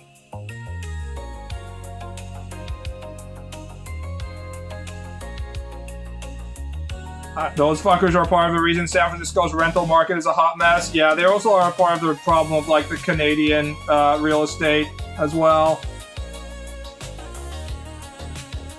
And then, of course, developers want to build shit for these people because it's always better to just like sell a billion-dollar mansion in the middle of the center of the capital than like tiny apartments for normal people. So it just messes with the incentives of the entire capitalist system.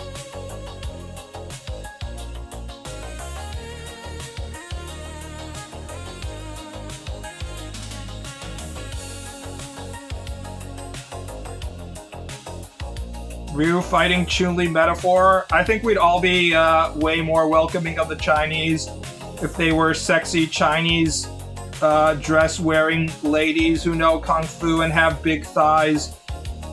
The classic anime trope. Alas, that is not the case. They're mostly, thanks to their population problem,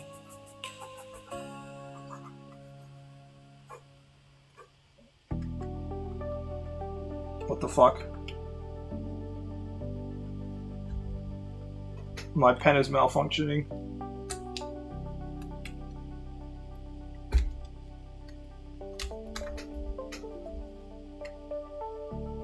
Huh? What was that? I was gonna draw... Holy shit. I don't know if it's the pen or...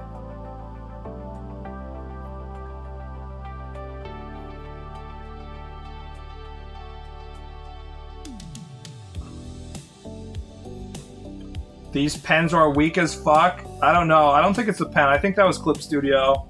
Let's see if restarting Clip Studio will save it. I think that was because I tried to open up something too quickly.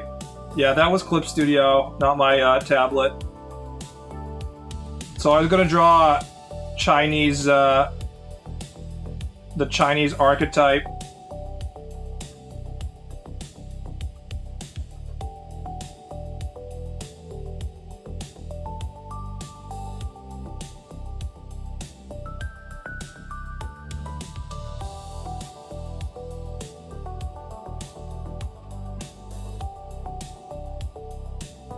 It's like this. The square hairstyle is it's something that you only get in Chinese dudes. I don't know why they think it's a good look, but for some reason nobody knows how to cut Asian hair in my American city, except for there's like one Chinese barber place. But even if you went there, they know how to cut Asian hair, but they just give you this hairstyle. For some reason, they like making these square blocks. I dated a Chinese dude for 2 weeks when I was 19. He started mentioning marriage pretty quickly, and I promptly bailed. Yes. He was being realistic, not realistic. He understood his mission, and his mission is to secure the grandchildren while he has a chance.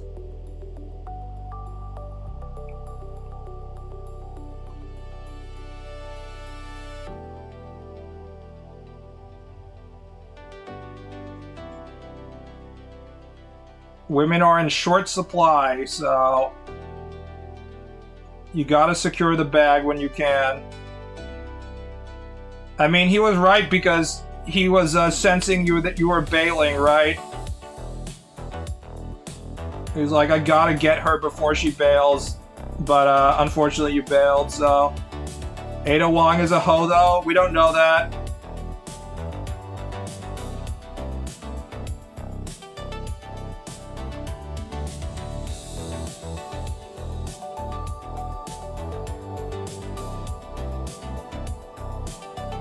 My interpretation of Ada Wong, despite, besides getting tentacle raped here and there, is that she only has sex with Leon once in 5 years.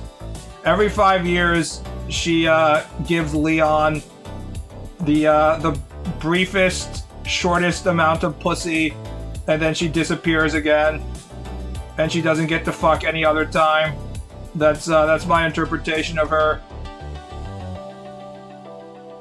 Because if you can secure the Leon pussy, why would you ever want to settle for anything else?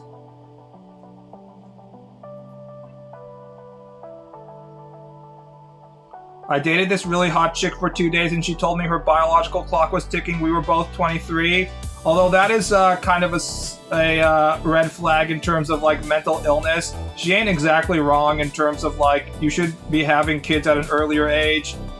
One of the great lies that we've told women in like the post-feminist, all the women need to have jobs world is that it's totally okay to have kids when they're 40.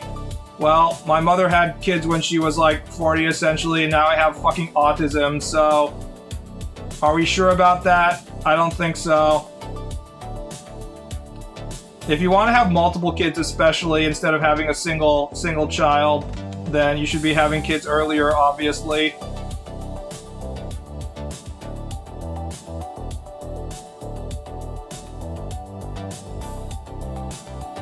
I mean, all of our biological clocks are ticking. That's the thing, right? Every single moment is a one step closer to death. We just don't want to think about that shit because it's terrifying.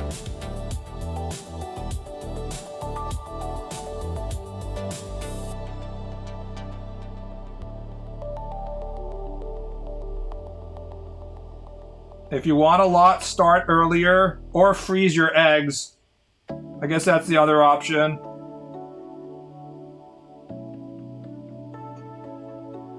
The refrigerator tactic.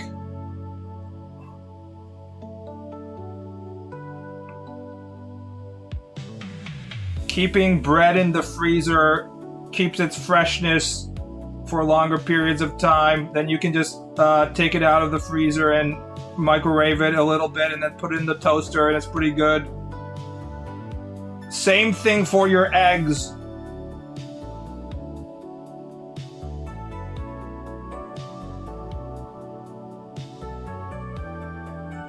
I love the psyops of mature women being seen as hot. They're trying really, really hard to convince dudes that women who are too old to have children are preferable than women who are fertile and have functioning ovaries.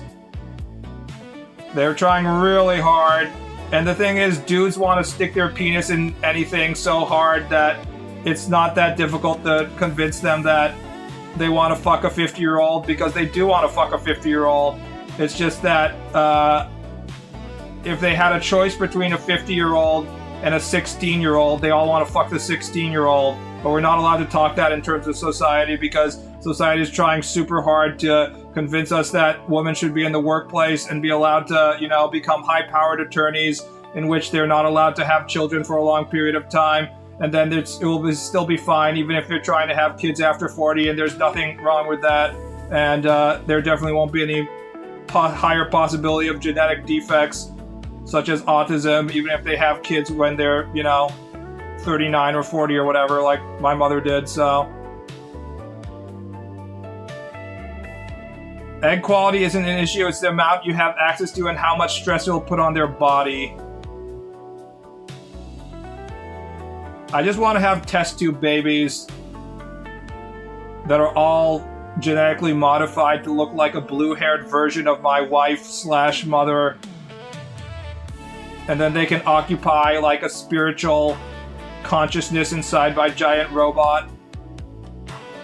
That'll be sweet as fuck. Also, I should get some cool sunglasses.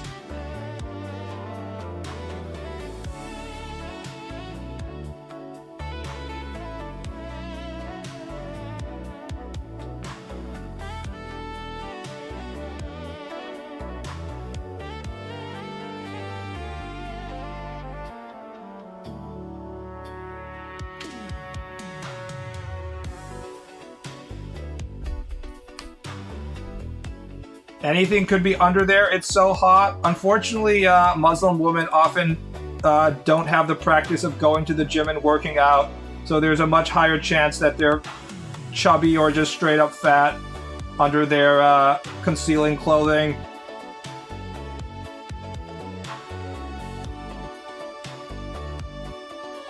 But as men, we will just ultimately, we'll just assume that they're going to be super hot. They're just like a fucking double D-cop slender supermodel underneath the robes. A lot of studies show the sperm actually play a way bigger role than expected. Yeah, dudes should be having kids earlier as well, because there's all this sperm mutation that goes on. Just like any kind of cells, you get the chance of you getting cancer and like weird mutations keeps on going up the longer you wait, so.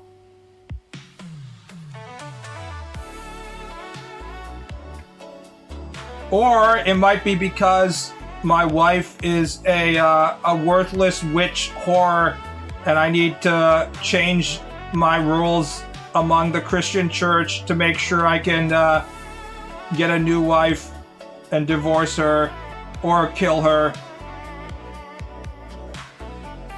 That Henry dude, he sure had a cool cheat code for the whole I don't like my wife thing.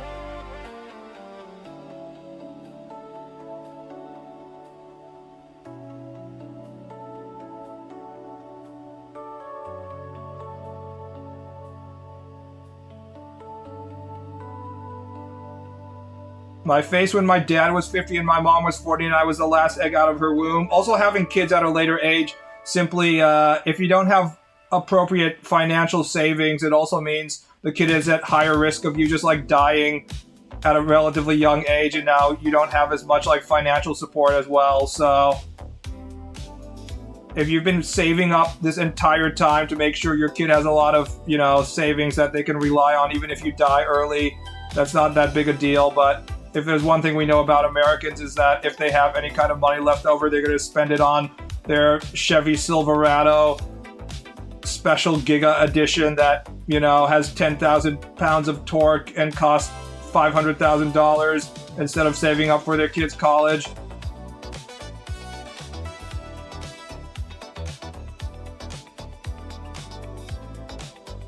My sister was born when my stepmom was 38 and my dad was 57. She turned out normal. I guess my parents' autistic genes were too powerful.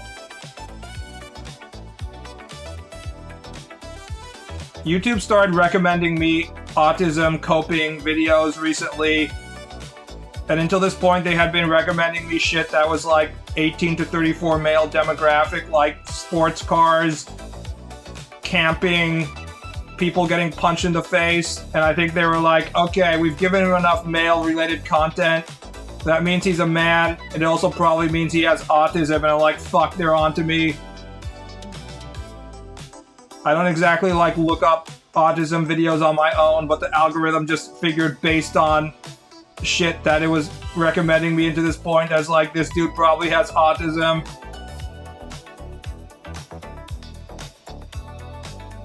It's not like I was looking up train videos.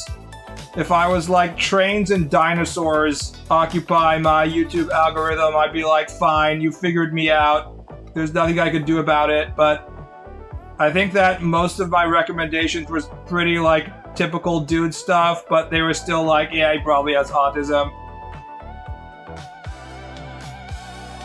Cope with what? Autism is awesome. Autism sucks. It fucking sucks, man. The world is not built for being autistic. The video I got recommended was like some dude talking about, the doctor talking about how autism and ADHD are separate, and the people who have autism and ADHD is a different reality from people who just have only one or the other. And I'm like, I bet you're right about that one. I have autism, but I definitely don't have ADHD, and it could be way worse, man. At least I don't have the ADHD, man. I have enough fucking problems.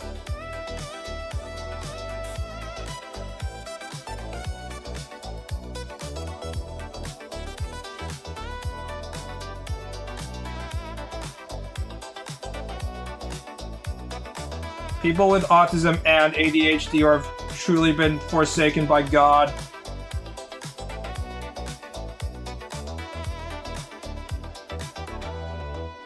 The ADHD kind of mitigates the social deficiencies of autism, just need a little meth. I'm pretty sure it compounds it.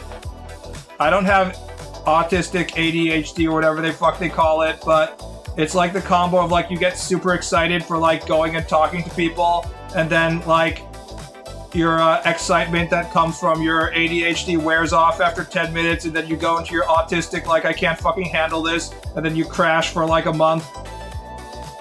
It's like the worst of both worlds, apparently. Everything I've seen with people who have like autism, ADHD, confirms that it is in fact the worst of both worlds, so... It's not like my ADHD is canceling out my autism. It's actually the opposite, I think.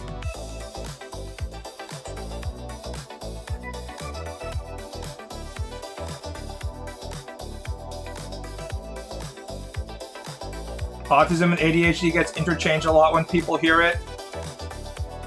Meth makes me totally autism. I feel like the meth is a good comparison. If people being like, oh, does your ADHD cancel out your autism, is being like saying, oh, are you like too excited because you use some cocaine? Here, let's take some downers. Let's take some alcohol to calm you down. I think this will solve the problem. It's like, no, it does not solve the problem. You're making it worse. Drinking a liter of vodka after you've done a line of coke is not going to make you healthier. What are symptoms of ADHD autism? Let's ask Gemini. What are symptoms of ADHD autism?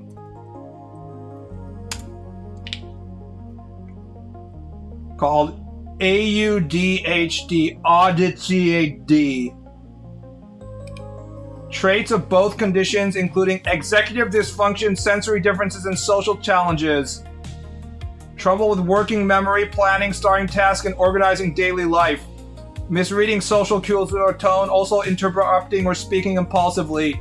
Sensory issues, feeling easily overwhelmed by bright lights, loud noises, or certain clothing textures. These are all normal autistic shit.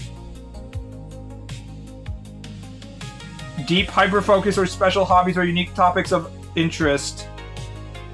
This is overlapping and combined traits, but I've also read that some people with ADHD, like, it cancels out all of the good parts of having autism, where autism is like you can have hyperfocus and shit like that, but then like you have the ADHD, so then you can't even focus.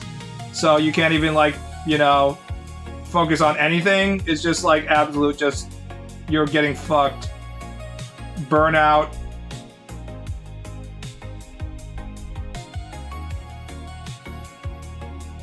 ADHD autistics tend to hyperfocus on a hobby for like a month and completely switch to something else. Sounds basically like you're using meth, honestly. Yeah, so that way you don't even get the benefit of like being super obsessed with your hobby, like the traditional TV version of someone with autism, where they're like, this guy can't function in society normally, but he can do this like hyper-specific thing at a super high level because it's like his hobby and he's like hyper-focused on it, so he's like a savant at this shit. Like, you don't even get that because you quit your hobby and move on to something else before you can get good at it. It's the worst of both worlds. They also have terrible memories with times and dates, LMAO. Literally like one of the only things that autistic people are good at. You can't even be like the autistic train dude who's like, let me tell you every single train time for this specific railway. You can't even be that. You're like, let me tell you all the train times for this specific railway. Wait, I can't remember. Shit, I'm not good with dates. Did you know about this specific train model? It's train model SV5. Oh fuck, what was that number? Fuck, I can't remember the specific number for the train. I'm notoriously good at remembering dates. Exactly the type of person I would want running my record system, I guess. I don't have much of the STEM related, like he's good at numbers and shit stuff that comes from autism. I really don't have any of that. That's just a woman thing? That is not just a woman thing. If you watch any of the financial audit videos, the number of women who are like, tee-hee, I didn't know I was $100,000 in credit card debt and I had also missed 5 of my last payments. It's okay. I'm doing girl math.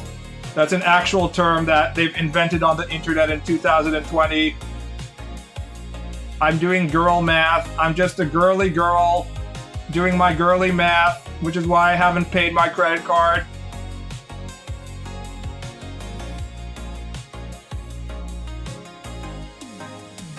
Women do not autistically remember dates. Unless it's like their own fucking birthday or their best friend's birthday, and then they'll remember it and get angry at you for not celebrating their birthday, but they're not like, excuse me, sir, did you know the year in which JFK first went to this, blah, blah, blah, blah. They're not gonna fucking do that. That is autism shit right there. It's not just like any date. The autist like remembers completely random fucking dates, but it doesn't, they're not random to them. To them, they're like, no, this is super important.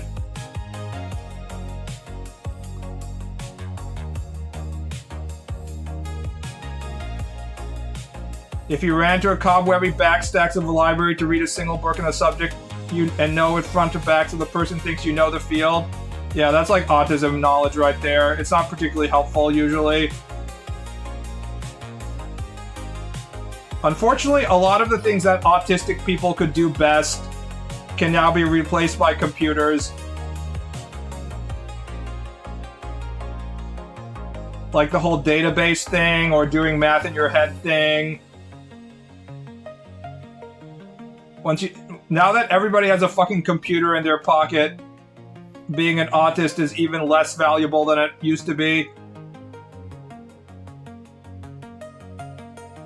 You can kind of imagine a situation in like medieval society where there was just like one dude who like just remembered everything and that he was valuable specifically for that reason. But now that we have the one dude that remembers anything in computer form, it really isn't that helpful to have autistic people as a whole. Now ChatGPT does. Unfortunately, ChatGPT does not do that. Do not use LLM for actual hard dates, people. This is a commonly misunderstood aspect of LLMs that normies don't understand, but LLMs are not good, like, storing official information machines at all. This is the hallucination problem. They're randomized responses that is trying to pick the most likely response based off of, like, predictive input of what you've typed into chat previously, which means that they're not actually, like, basing their shit off of hard answers that they have a database out of, which means that if you want to, like, ask ChatGPT 100 questions about like MLB baseball records, like 20 of them are just going to be straight up wrong, and you won't know which ones are wrong because they're going to fucking hallucinate. It's actually really, really problematic that people think that they can use ChatGPT for stuff like record keeping. The LLMs refuse to count down to 100. Yeah. I don't know if they have to program it that way or it just naturally happens that way. But either way, the LLMs know that Google knows that if you start asking Gemini or ChatGPT to just start counting, eventually it's just going to start fucking up because it's not a counting machine. It's the opposite of what you relied on for computers in the past. What you thought that computers were good at, LLMs are just not good at, period. Which is a huge problem because people haven't figured that out yet. It's kind of like the anti-computer computer. It's like asking someone what they've heard in terms of rumors. Like, have you heard? I've been hearing around the block that the number that comes after 5 is 6. And then I heard from like Chad that the number that comes out of 6 might be 7. Or it might be 8. Who knows? It's hard to tell. I think they have been trained not to because it's considered a waste of computing. Well, so is my request for them to produce a 10,000-word short story about the Far Cry main character getting raped in a bunker for 10 years using explicit language. I'm trying to masturbate here, ChatGPT. I don't want you to be using, roundabout terminology. I need explicit, vulgar language.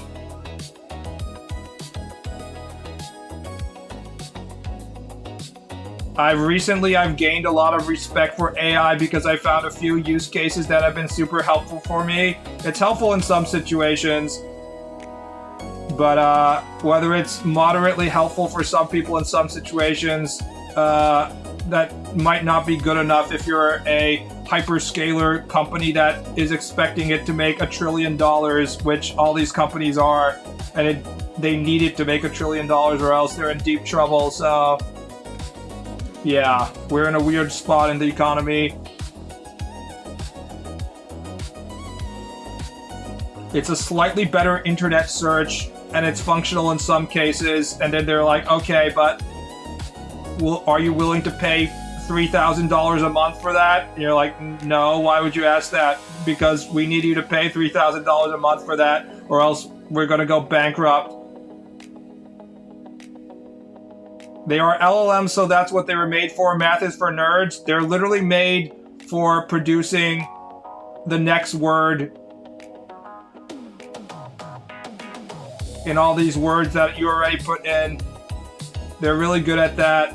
And because people are biased to think that computer object that speaks pretty like human is also super smart, it freaks normies out who haven't figured out how this shit works yet. As soon as people see a machine that imitates human, people just like, they freak the fuck out. They're like, holy shit, it's happening, guys. Transcendence. What's the term? I forgot what it's called, where human and machine merge, that the tech bros loves talking about. What was the word? I keep on forgetting it. Luckily, I don't live in California, so I don't have to deal with it. Singularity, thank you. I don't have to deal with these fucking people who are like, oh, the singularity, it's happening any day now, guys. I don't have to deal with them, thank God. I can't imagine the horrors that I would have to witness if I was living in California and these people are around me being like, guys, any day now. I was checking my Cybertruck, and the Cybertruck told me that singularity was happening next weekend. This time it's for real, guys. The singularity will happen and we'll all move to Mars.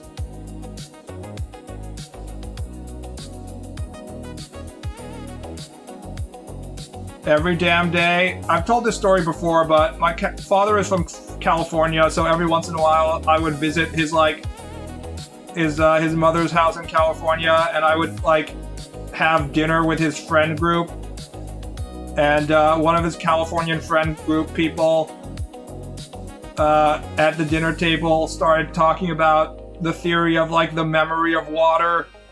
And how the water, how it travels through streams and stuff. It collects like some kind of memory, not like mineral deposits of the streams it's going through, like some kind of human-like memory of its existence or some shit like that. And he went on and on talking about this for like 30 minutes, and I was just like, sorry, dog, California, it ain't for me.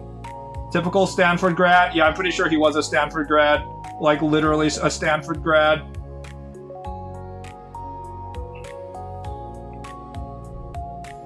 Someone needs to define consciousness before we claim a machine is independently intelligent and not just a tool. Actually, we don't need to do that.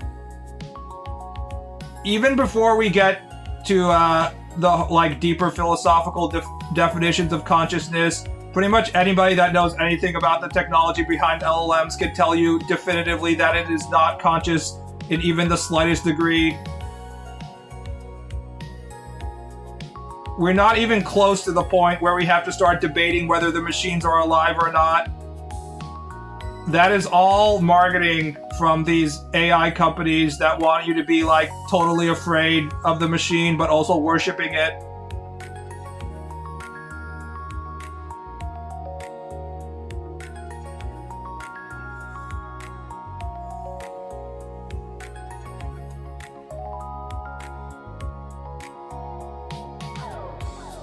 My friend described it as a manipulated, coherent state of a semi-ordered, chaotic system, and I'm just like, okay. You could just have told him, yes, that's what we call a autocomplete that you have on your fucking cell phone, because that is exactly what these LLMs are. They're a fucking autocomplete. They're just an autocomplete in which they increase the number of words in training up to like 1 billion parameters. That's fucking it. It really isn't any more than that. And then you can do all of this like software engineering to make it seem like it's more than that, but at its core it's just autocomplete. It has always been autocomplete.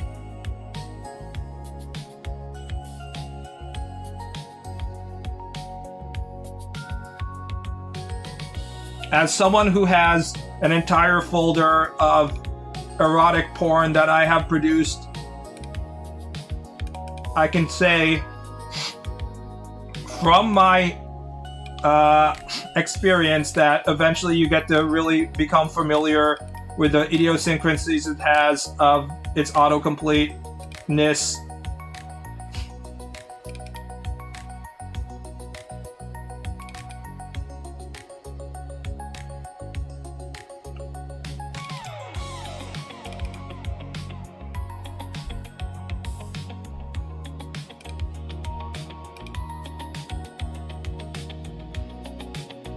Oh, I hear is the gay porn twist.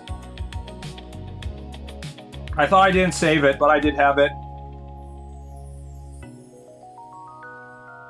What's important is that he uses his powers to make women orgasm, then steals from them when they are passed out. Unforgivable. Here's a non-threat to my position as the biggest, strongest, meanest, baddest, hottest supervillain of the city.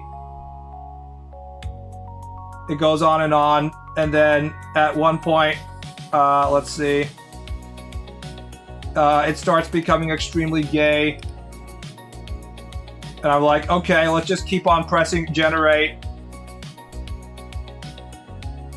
It starts going down the gay rabbit hole. Starts doing gay shit, and it starts to get fun where he, the main character starts fucking his ass. And he goes, ah! His anus is ripped open and blood gushes out. Ah! I start thrusting. Ah! Keeps on going. And eventually all it starts making is just groaning noises nonstop. And I kept on generating and seeing if it could ever escape its loop. Fuck me, oh god damn it, fuck me, god damn it, fuck me, oh god, fuck me, oh fuck me, oh Christ, fuck me,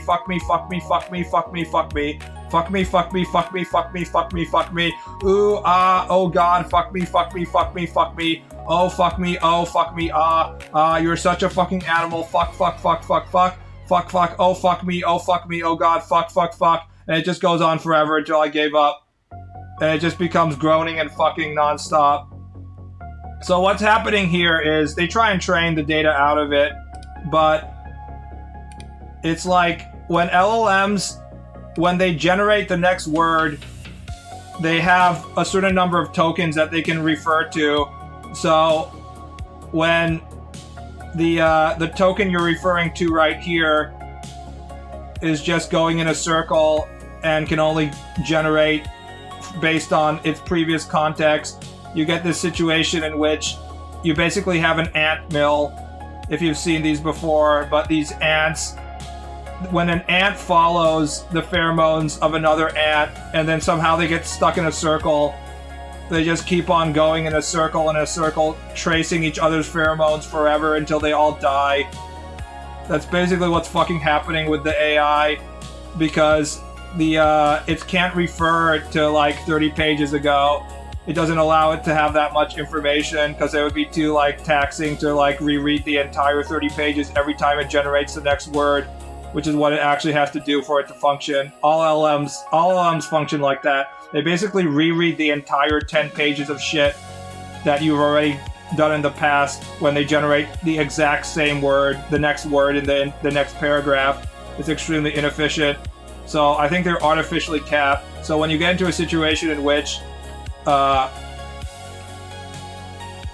it's only reading like the last like 30 words, and then the last 30 words are just like, oh fuck me, then it just can only generate oh fuck me for eternity, and it gets trapped in this like circle of just groaning and moaning and having gay sex. Long-term memory, what's that? Yeah, most of the LLMs, at least in the earlier versions, the model you were paying the monthly fee for would be capped based on the amount of long-term memory it was giving you, and even the most expensive ones are like 8,000 tokens and shit. So, you know, That's a kind of that's basically like a slightly long article, like a New Yorker article length. So if you want to write anything longer than, you know, several chapters, eventually your AI starts hallucinating and it's unusable, and it's extremely noticeable. The earlier AI LLMs, it was so noticeable because you would literally have like a character going up an elevator, and then in like the second half of the sentence, the character would be going down the elevator.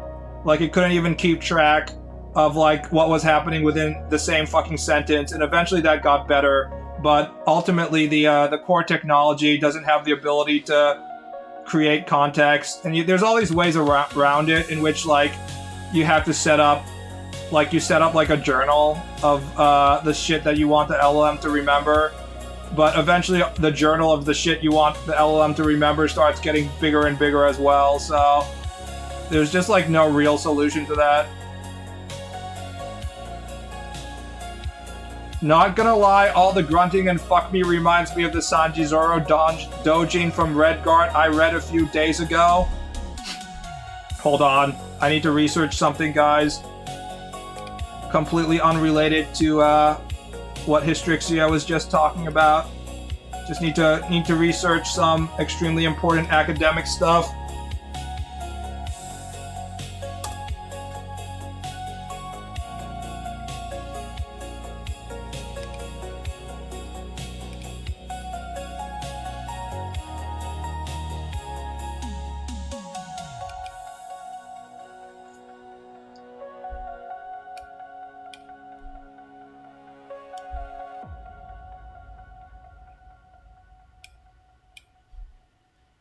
Look at this completely heterosexual dungeon meshy art.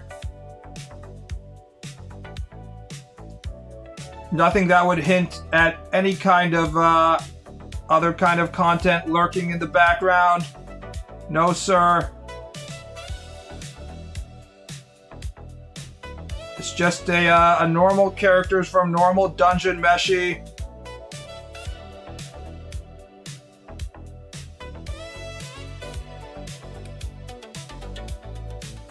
Laos, goddamn. It was clearly made by the gay man. You can always tell. Because before the cocks come out, you can always tell by the bicep size. That's the thing, right? Women aren't attracted to bicep size. If you see... I mean, even before you get the shirt off, if you see, like, this kind of a chin... Even just shirt, just from neck up, if the dude looks like this, you're in a gay dojin. Also the facial hair and face shapes, yeah, who am I even, it's not even the neck. All we need to do is this versus this. This is all the information you need.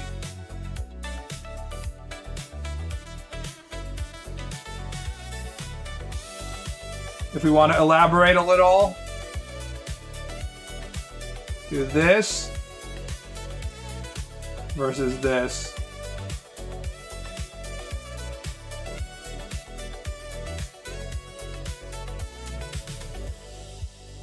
If we're going for hair, this versus this. This is really all the coding you need. Line thickness. Line thickness is always the biggest indicator of gender. There's not many female authors with really thick lines, so if it's super thick lines, it's almost always a male author. But there are male authors with thin lines, so it's not an always. But if there's like super thick lines, it's almost always a male author. I can't really think off of the top of my head any female authors that have like super thick shonen style lines, honestly. But I can think of male authors that have thin shoujo style lines.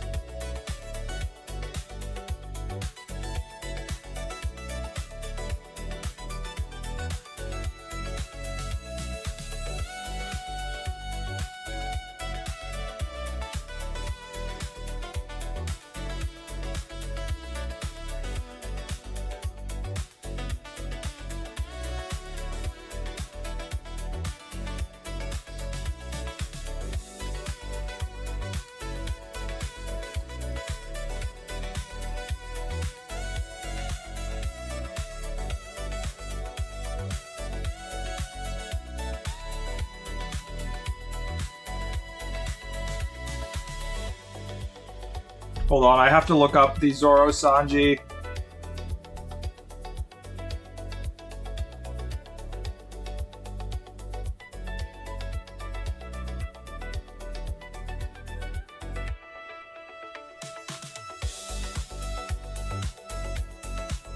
My deadly robot boyfriend.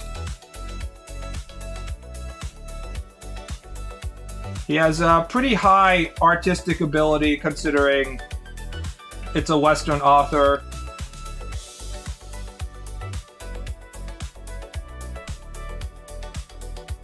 Guys, look! It's Gay Sex Island, guys! He also doesn't skimp on drawing females, which is something that the female yaoi authors could learn from.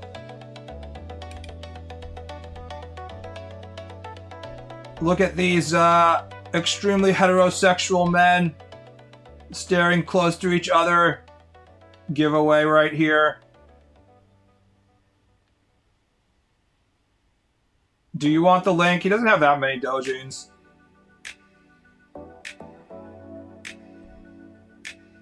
Look at that Frankie muscles right there.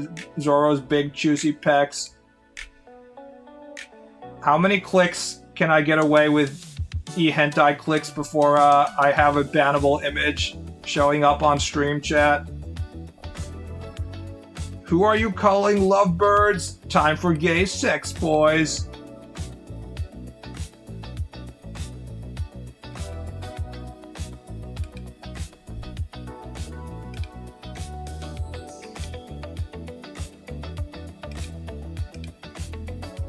Always the most detailed thing that gives it away. Also just like bulges. Some just straight up have a bulge.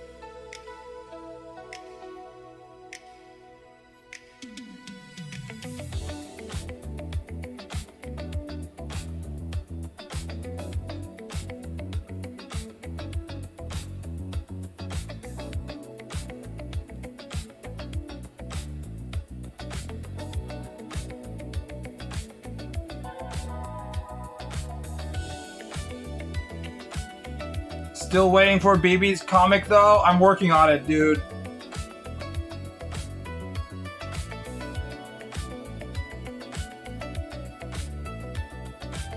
I think on the One Piece scale of gay to straight, on some of the most gay, on one end I'm gonna put Doflamingo.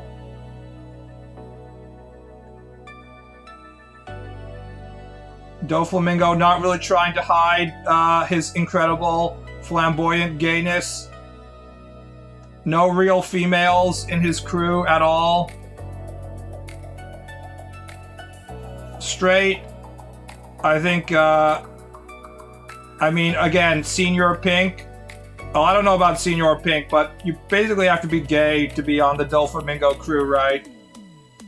They have like one female and everyone treats her like trash because, as typical of, you know, a gay crew, they don't really value the female, so... Straight, Whitebeard,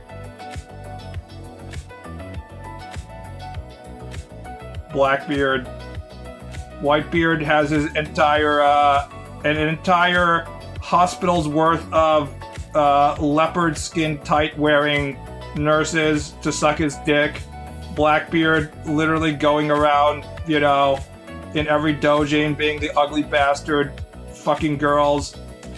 Blackbeard's gigantic fat cock is responsible for piercing the hymen of 10,000 female characters. Where is Bon Clay? That's why I have a separate Okama. Okama Island at the bottom. Bon Clay. Everybody in the Okama category is separate Okama, different. The Harpy Girl is a Doffy Girl. Notice how he kept the Harpy Girl as far away from it as possible. We have Luffy Chopper. I might even put... Around the center line is where this becomes an interesting question. Like, what about Buggy? How gay is Buggy? I was actually thinking about this, thinking about talking about this on stream for like 2 days. Because I started thinking about, is Buggy, how gay is Buggy? I feel like in One Piece, Buggy is the kind of dude who like, members of his crew mistakenly stick their cock inside his ass, and he's like, God damn it! And he does his eyes popping out of his head thing, and everyone's like, oh, sorry, Captain! And it's all like, you know, silly fun. Mihawk is totally gay. Look at how well groomed his beard is. I feel like Buggy is like slightly gay, but only slightly. He's gay for comedic purposes. Mihawk is probably over here. Gekko Moria, way over here. Of the Shichibukai, we're gonna have a bunch of gay over here.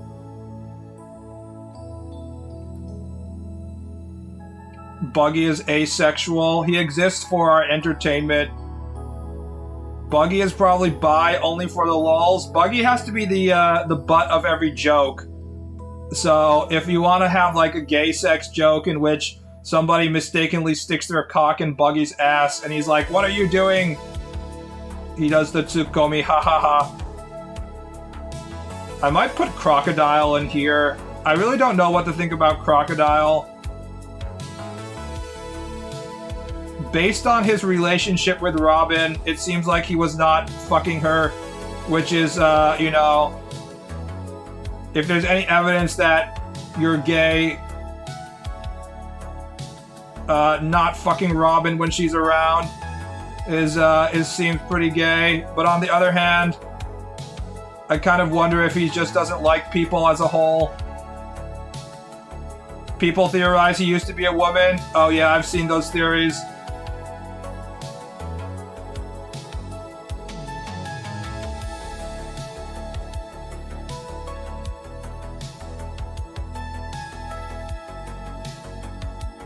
I'm gonna put Kizaru and Aokiji over here.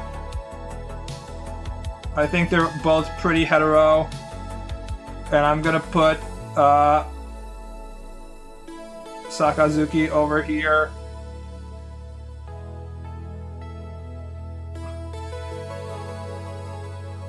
Crocodile has giant phallic cigar in his mouth, asexual gay man. Freud has done immense damage to men who just want to have a heterosexual cigar smoking. We just can't light up a cigar without people being like, that's you smoking a cock, dude.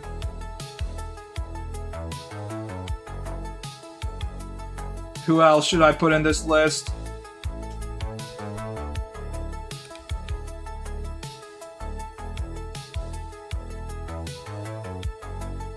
Not really a list.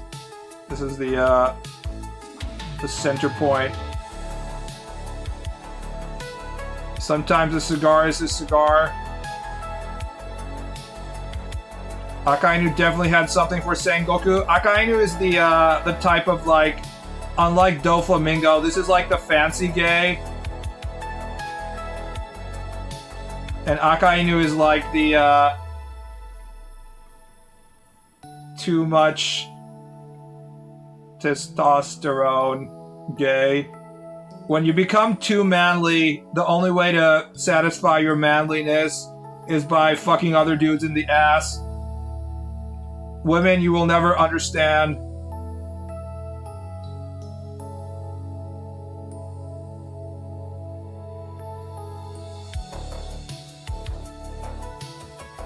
Bonclay was fabulous, but not really homo. The Okama is a very interesting, like, social category, not just in One Piece, but in Japanese society as a whole.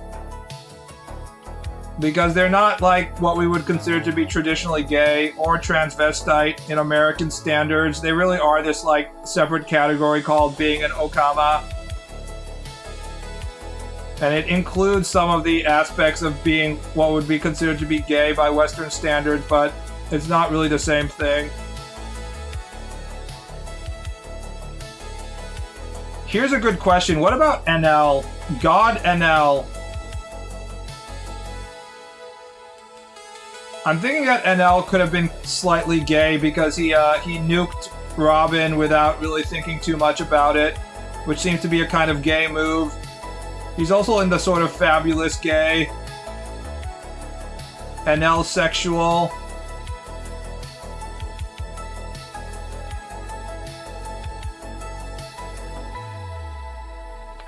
If we look at this, there aren't that many straight dudes.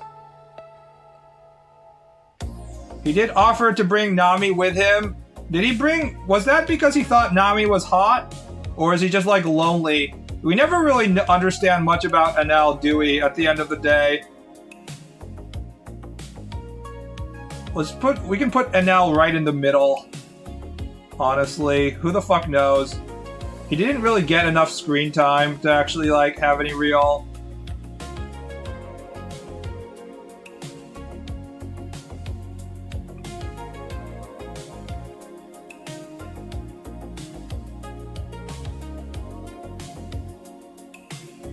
Shanks is straight. Shank is like...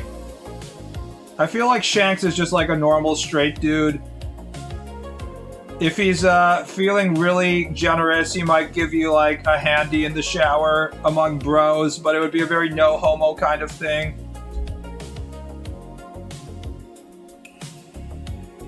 Kid? I don't even know. I don't really know much about the newer generation, honestly.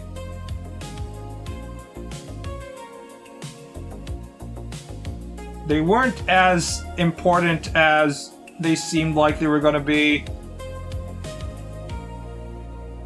I'm going to put Arlong in straight as well. People would be like, if Arlong was so straight, why wasn't he fucking Nami with his giant fish cock every day? To which I will say, if you had an aquarium full of fish, would you try and fuck the fish? You wouldn't, right? You just look at the fish. Arlong was very proud of his fishman heritage, so he doesn't stick his penis inside Nami. That would be weird.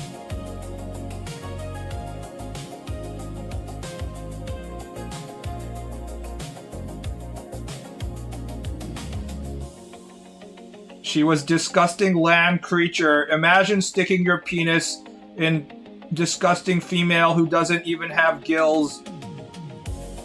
Completely unfuckable.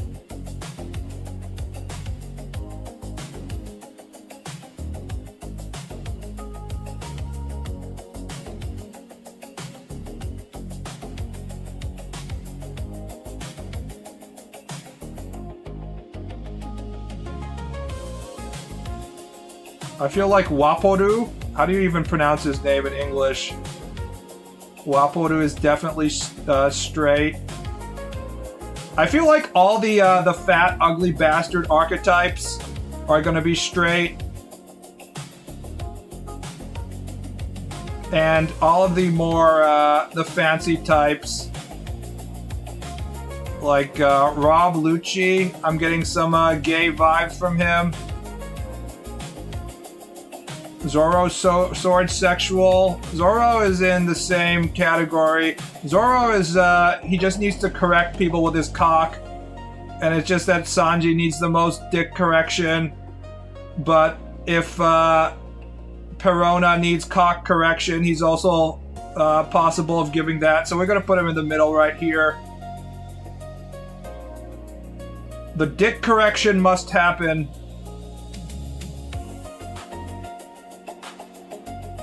Lucci Luffy is pretty popular right now. I feel like Luffy is just like completely in the I don't know what sex is category.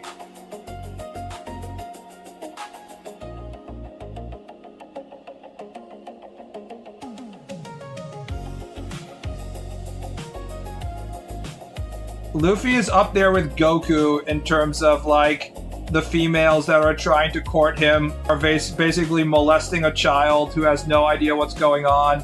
Someone needs to stop them. Get that big titty bitch away from Luffy. He is pure.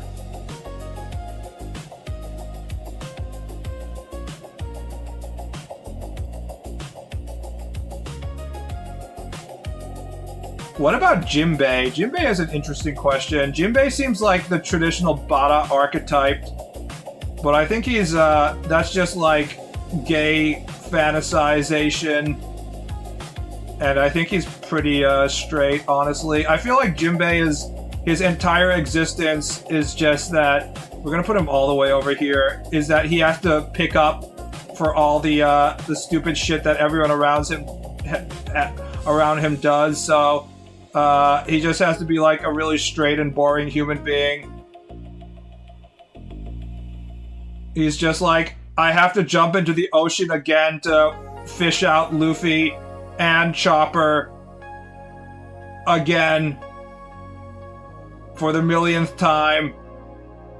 Literally exists to swim around in the ocean and fish devil fruit users out of the ocean before they sink. That's his existence.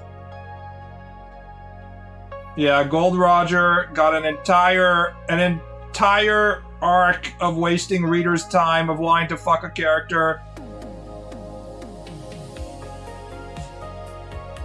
Jinbei is like Aquaman the more I think about it. The sad reality of being a character whose main ability is being good at swimming.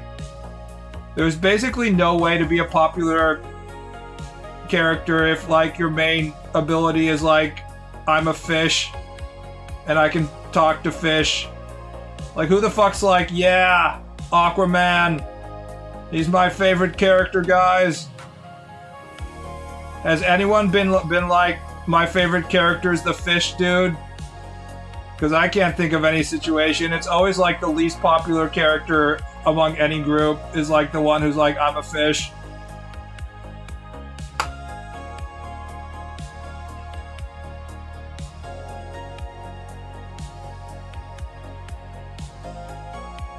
Rayleigh has Shaki and no need to think about anything else. I watch a bunch of YouTubers who complain about the current state of One Piece, and one of the things they were complaining about was when Rayleigh was initially introduced, Shaki was talking about how he was going around chasing after other women and stuff like that.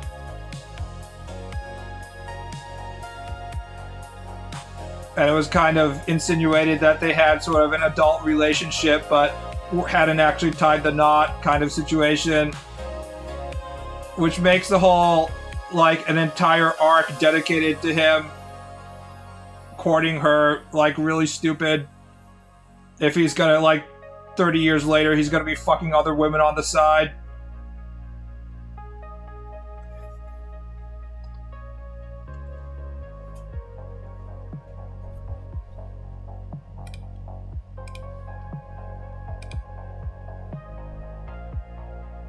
Rayleigh chases skirts all day, but he goes home back to Shaki at night. Yeah. Ideal situation of a man being like, I'm a playboy, but I also still have a hot wife. Who understands that deep down, I love her the most, which is why she allows my infidelity, because it's all a joke. This is like best case scenario for being a dude.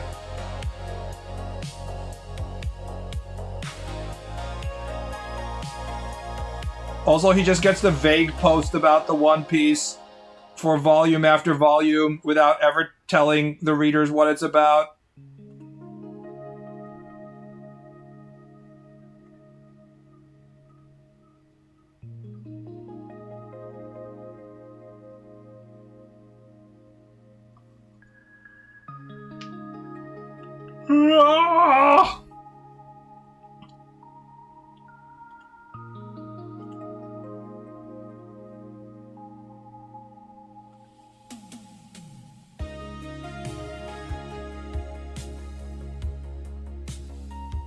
What if the One Piece was the male prostate orgasm?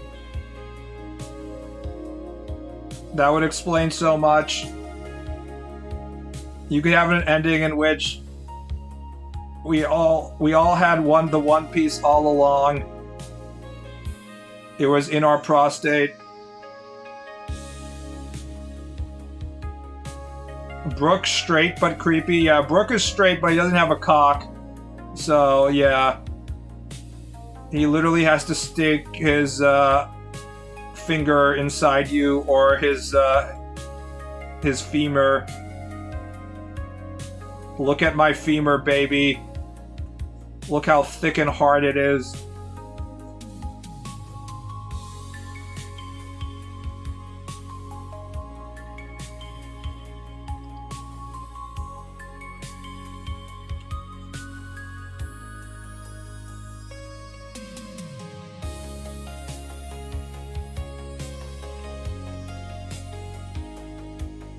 I would like to make that graph for Naruto characters, but every character is so overwhelmingly gay. We wouldn't have any space to put any straight characters. It would be pretty hard.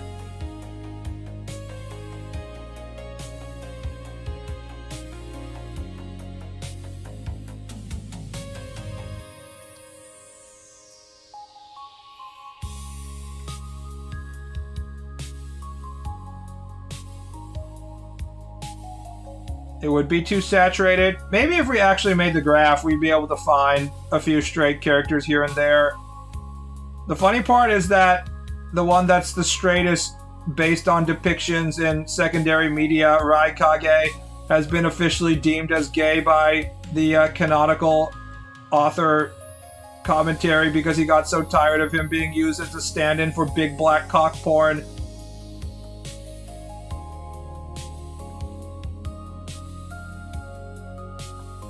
I was planning to do a Raikage comic about Raikage complaining about how incredibly tired he was. And then Samui shows up and shows him his schedule for the day. And it's just like BBC porn in every single hour. It's just like endless big black cock porn. Obito literally destroyed the world for a girl. True.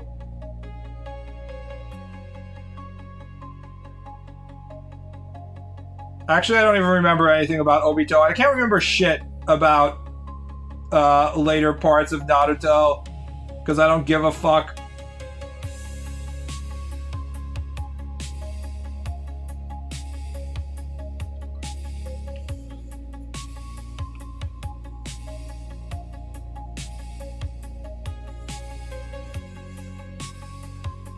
Raikage decided to give up on sex. Somebody must impregnate Tsunade. It's your job, Raikage-sama. You have to fuck the alcoholic, big-titty, 50-year-old woman. Someone has got to do it.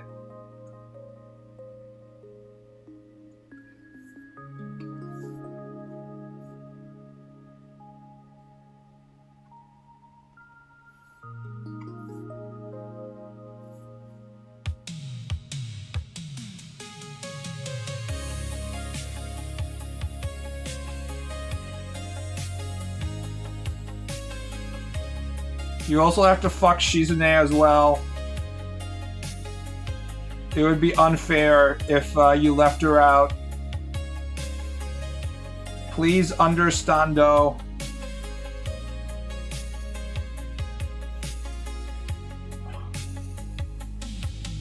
Jiraiya is too busy making porn. Jiraiya is an artist. He's a performance artist. He's writing novels about deep, dark fantasies. Every once in a while you see Jiraiya fuck some of the girls, but it's almost overwhelmingly Raikage. It's never Naruto. There's more porn of Naruto transformed into a female getting fucked by Raikage than Naruto having sex with any of the female characters, including his wife. That's really all you need to know about the Naruto porn fandom. More Naruto porn than there is Naruto as a human male with a cock.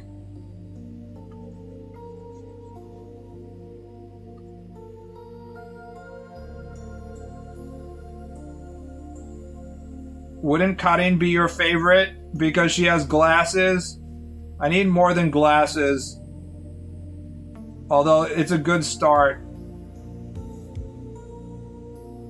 We can build on that.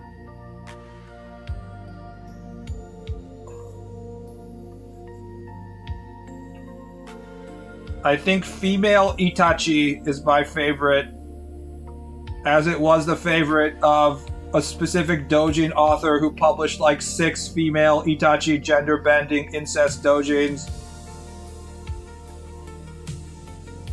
One-chan is here to massage Sasuke-kun's prostate.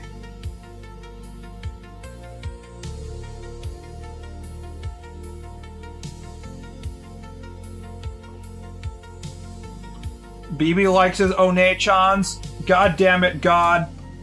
All I wanted was a tall, slender, big titty, glasses wearing, beautiful black-haired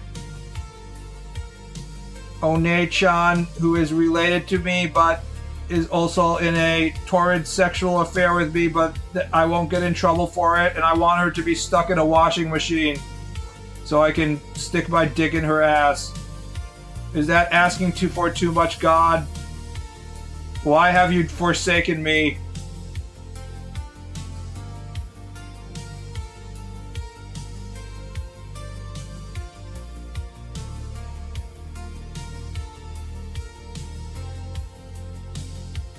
Temari is the best Naruto. I like how you listed the character that appears for like 5 seconds on screen.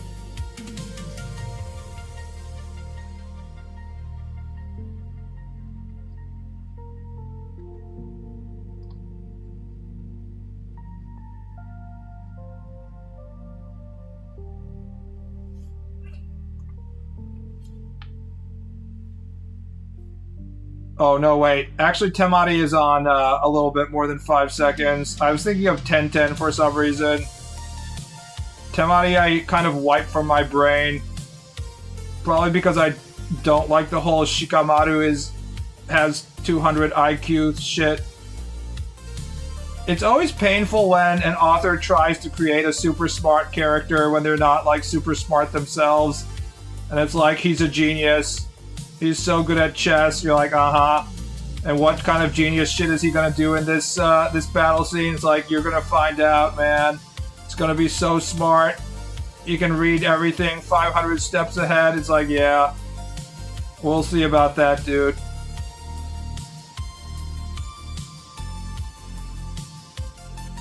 "5 seconds on screen." Wasn't that Kin from Otogakure?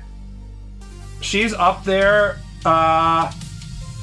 I think the pretty obvious one is I can't even remember her fucking name.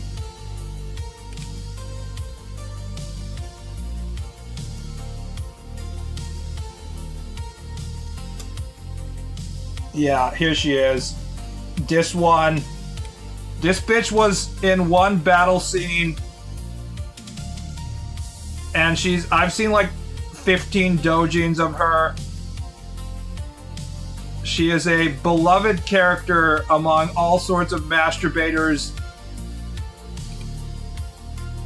Among Ryona masturbators, among lowly masturbators, among big titty adult women masturbators. People have different interpretations of her, despite the very limited amount of screen time she has. Among brown skin, delicious chocolate masturbators. Just a very powerful masturbation fuel she has.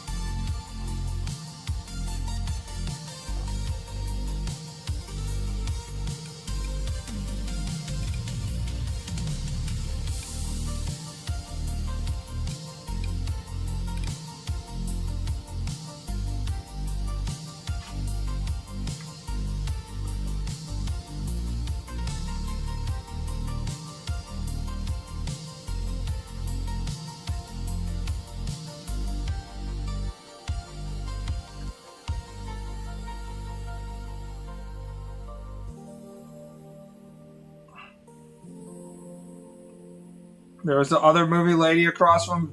Yeah.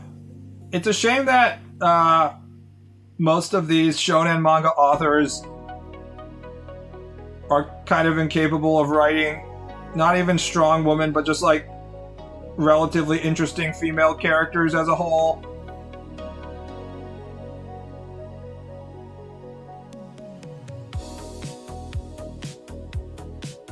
I saw Bleach in my timeline when I was posting artwork last night on Twitter.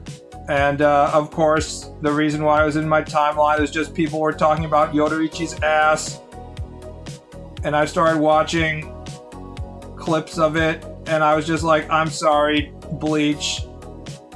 I don't care how juicy Yoruichi's ass looks right now. I can't even watch like a 3-minute clip of this like battle bullshit. It's just too painful. Even for Yoruichi's juicy ass, I cannot tolerate Bleach. Even watching like 5 minutes of Bleach.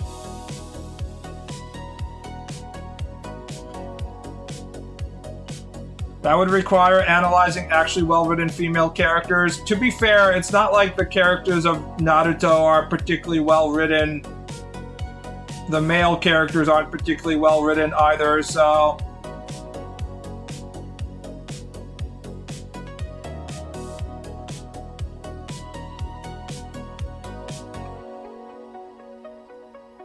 I mean, one of the characters is literally called Pain.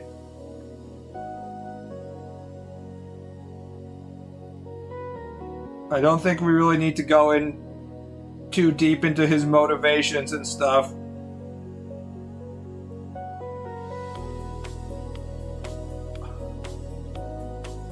Read Bakuman, you'll love their representation of women. Dog, I'm way ahead of you on that one. So, I've talked about Lucky Man in this stream multiple times. But the author, the Death Note author, before he changed his name so he could do serious content, was creating this hero manga called Lucky Man, which is, he's famous for being horrible at drawing. But, the two female characters, there are like 3 or 4. But, one of them was called... She looked like this, basically. She was called Kawaii Mio. And the other character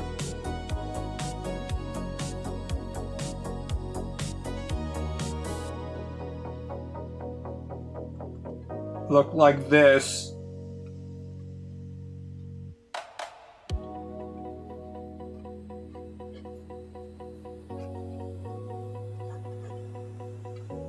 And she was called Busaiku Desuyo.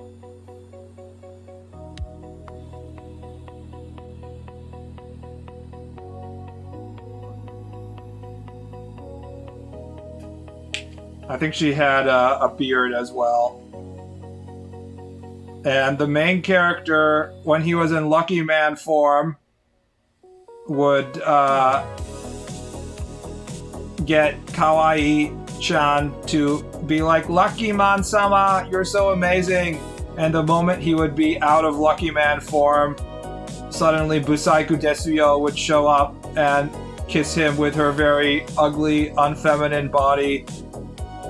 The funny thing is that I started this conversation about how these writers can't write complex female characters, but in Lucky Man, the ugly woman basically was perfect in everything except for her face and her extremely muscular, masculine body. She was like the inheritor of, I think she was running the largest corporations on the planet, so she was like the richest person on the planet. She also had an excellent personality besides wanting to kiss the main character all the time. Meanwhile, the cute girl had a tendency to like fall for other dudes all the time. So if you could ignore the fact that the ugly bitch was super, super ugly, she was clearly the better choice. But obviously the joke is nobody was willing to ignore the fact that she was super ugly, so there is that. Anyways, that's the type of author who is writing Bakuman and Death Note, so as you can guess, his portrayals of female are not particularly that complex. If that was her only problem, she could afford surgery. I think she's okay with the way she looks. I don't know. But then the joke wouldn't exist. Yeah, nobody wants to be like, and then she had plastic surgery at the end.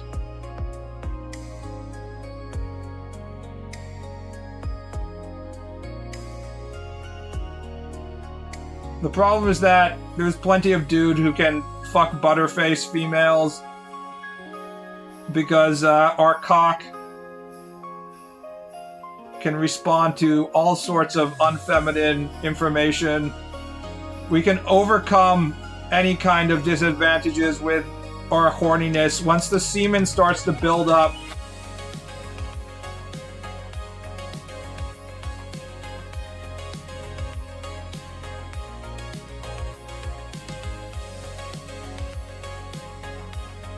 you mean that, like that Chinese dude who married a girl who had plastic surgery and had an ugly baby?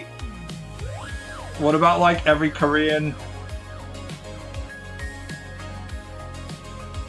The entirety of the Korean society is a ticking time bomb in which the babies come out and then they look nothing like the parent, not because the wife was cheating, but because both the wife and the husband have had plastic surgery.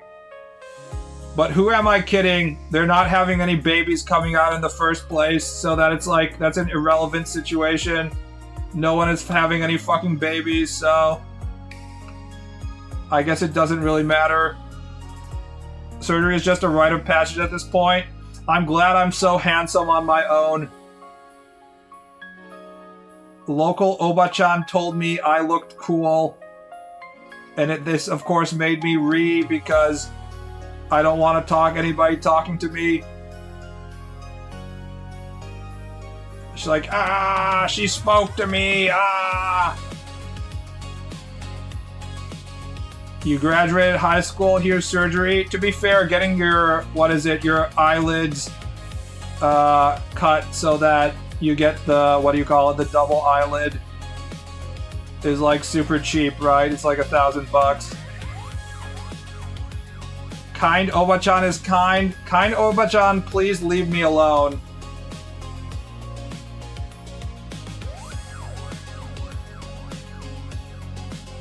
The double eyelids that the Japanese don't have. I like the Japanese single eyelids. I don't think that's like, I don't find the eyelid eye shape to be a negative in terms of whether my dick can go or not. This is perfectly fine for me, but they all want this one. I'm okay with a single island.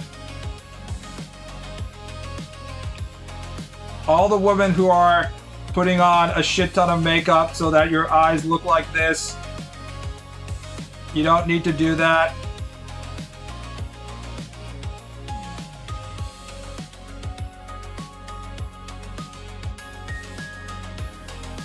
Personally, the only things that I'm really looking at, I think, are the nose shape. I'm sorry for everybody from the genetic archetypes who have gigantic noses that look like pieces of garlic. I'm not attracted to your nose. In this case, a nose job probably would help you if you are interested in dating me. If you have this nose type, I'm probably going to be like, So this is a big issue for me. And then if the jaw is like way too square, and if you have like super blocky cheekbones and this kind of a facial jawline, this is another turn off for me. And that's about it. broad nose and super square jaw is gonna be the things in which I am no longer interested.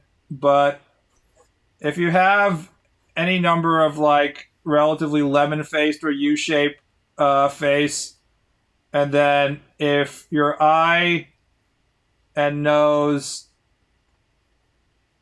create the well balanced triangular shape and T, then I'm not going to be that picky, I think. Big noses can be attractive. It depends on what kind of big nose. Isn't that a guy? Unfortunately, there are women with this type of facial structure, which is why plastic surgery exists. And there you have to chisel down your jawbone like they have in the Korean plastic surgery locations. So some semblance of symmetry, yeah. If you look like this,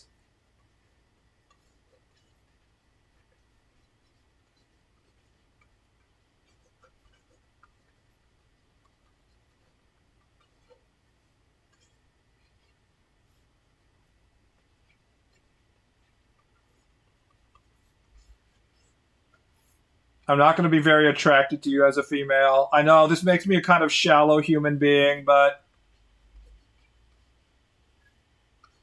I'm sorry, G Virus Chan. I don't want to have sex with you once I see your horrible pox filled mutating flesh. It's just not attractive for me.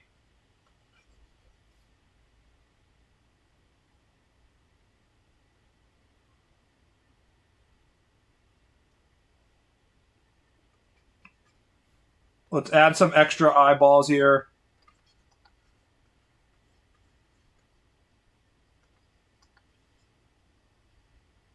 Why care so much about symmetry, guys? Symmetry is overrated.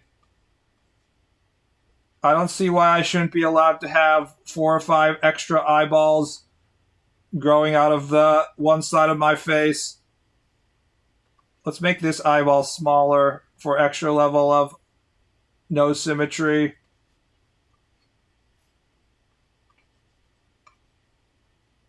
We also need like a second layer of teeth.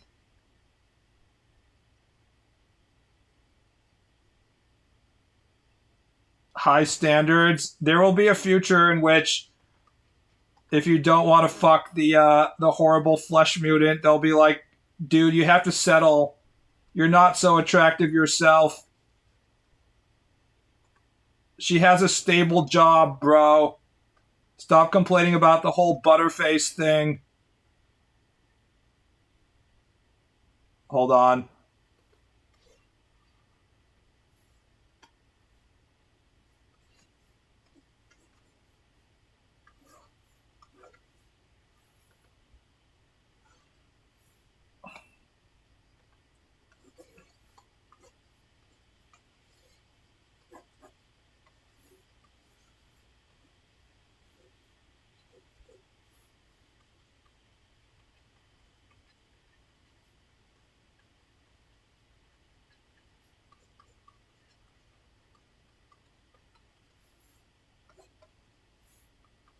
Guys, why are you being so picky? Think about how big her boobs are. Butterface candidate.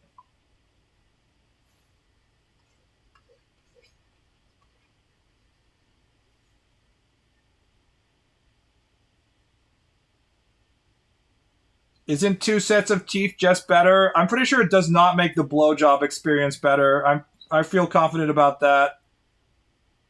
Abigail Shapiro. Abigail Shapiro has an attractive face though. She's a cutesy one. You have to admit she's hot. All of my racism against Jewish females have dissolved when I see the Khazar milkers.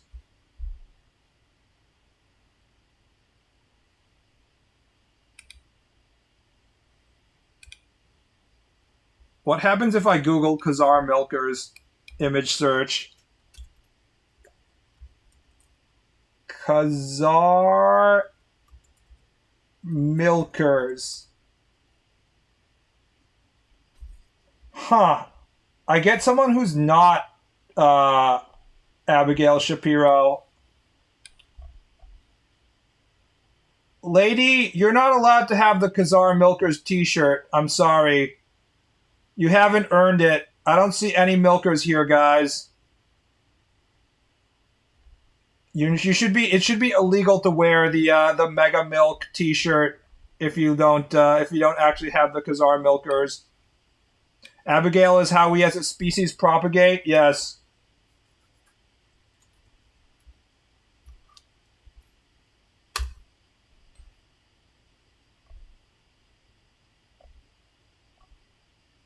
Has Ben Shapiro actually succeeded at breeding? Not with his sister, but just in general.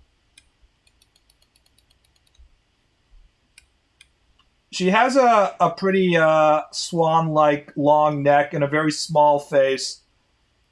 Her face is actually inordinately small compared to her shoulder width, and of course the boobs, and it makes the boobs look much bigger. Also, said many times that short hair is the hair of choice if you want to maximize the impression of your boob size, and I stand by it. I think Abigail Shapiro and her hair, because it makes your head look smaller in many cases, which makes the boobs look bigger. He is married to a doctor. I wonder what Ben Shapiro's just like daily conversations are with it in his family. I bet he's insufferable. Short hair is better in general. It really do be like that. Bobukato, yes.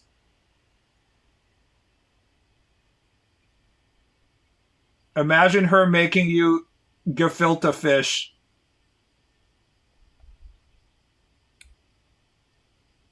There is a reason why I only had my hair waist length once.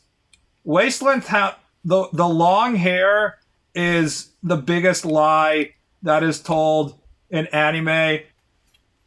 In anime, they're like, look at this kawaii girl. Now look at her hair. Right. Literally goes down to her like fucking ankles. But the thing about anime hair is that it always is in the right position. It's never like in front of your face or people stepping on it or getting it caught in an escalator. It doesn't ever look like all weird and frizzy because you didn't properly brush it. Unless it's like sexy after sex hair or something. It's not like too heavy. If you see people with like super long hair in real life, it's usually pretty disgusting. Like there's something kind of disgusting about super long hair in which like the pieces of hair can get like caught in the drain. It's like all heavy. It's all like, it just gets in the way. Yeah. IRL, short hair, very good.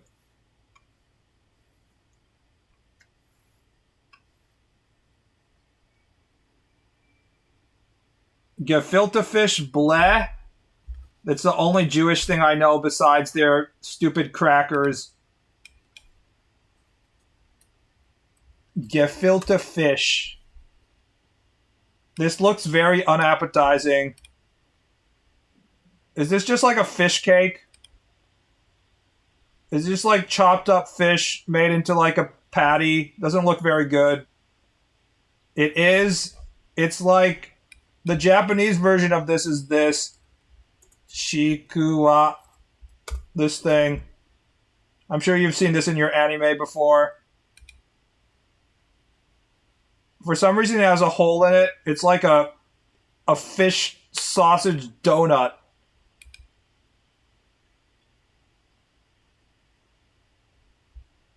In America, all women would be mandated to have pixie cuts. Women would have that thing, the strong female girl boss. This one.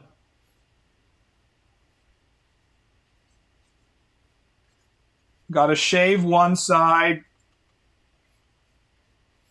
and then have the feminine like eye drape on the other side. Strong woman. The thing is, I didn't actually mind this hairstyle when it was first introduced. I still think it would be superior if they didn't like just completely shave their head, but it wasn't like a deal breaker. It became a deal breaker for me after I learned from experience that any video game or piece of media that had this hairstyle featured in it was going to be just automatically shitty. After which I was like, okay, we ain't fucking with this hairstyle anymore. Ban hair for women. That's right. They must not have hair. The problem is fat women that are getting that hairstyle. I mean, they don't have to be fat for it to be a red flag. You can be one of those, like, I'm a girl type punk / any kind of female liberation. It's a way in which to really show your politics on the outside, which, even if you agree with that person's politics, can get super annoying. So, it's like, even if I was a MAGA dude, do I actually want to deal with the dude that has the MAGA hat plus these sunglasses plus the unironic white dude beard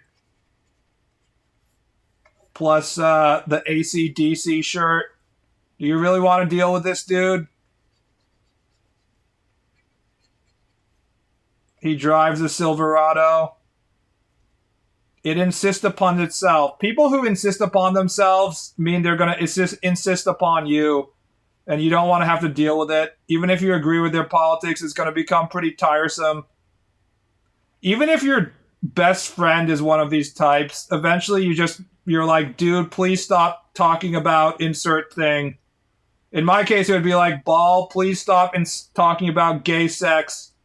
We know that's the only thing you care about, but we want you to talk about something besides that. Except, imagine if that was politics.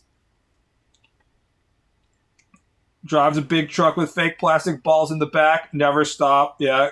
I have more gay sex topics than the MAGA dude can talk about. The MAGA dude can only talk about how the liberals are, harvesting adrenochrome and stuff. And Epstein was a plant by Clinton, but my gay sex discussions are very deep and speculative.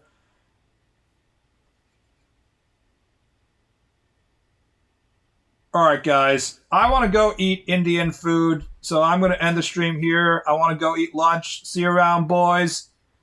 There will be more gay sex discussion in the next stream as well. Have a nice night. Good night, guys. Peace.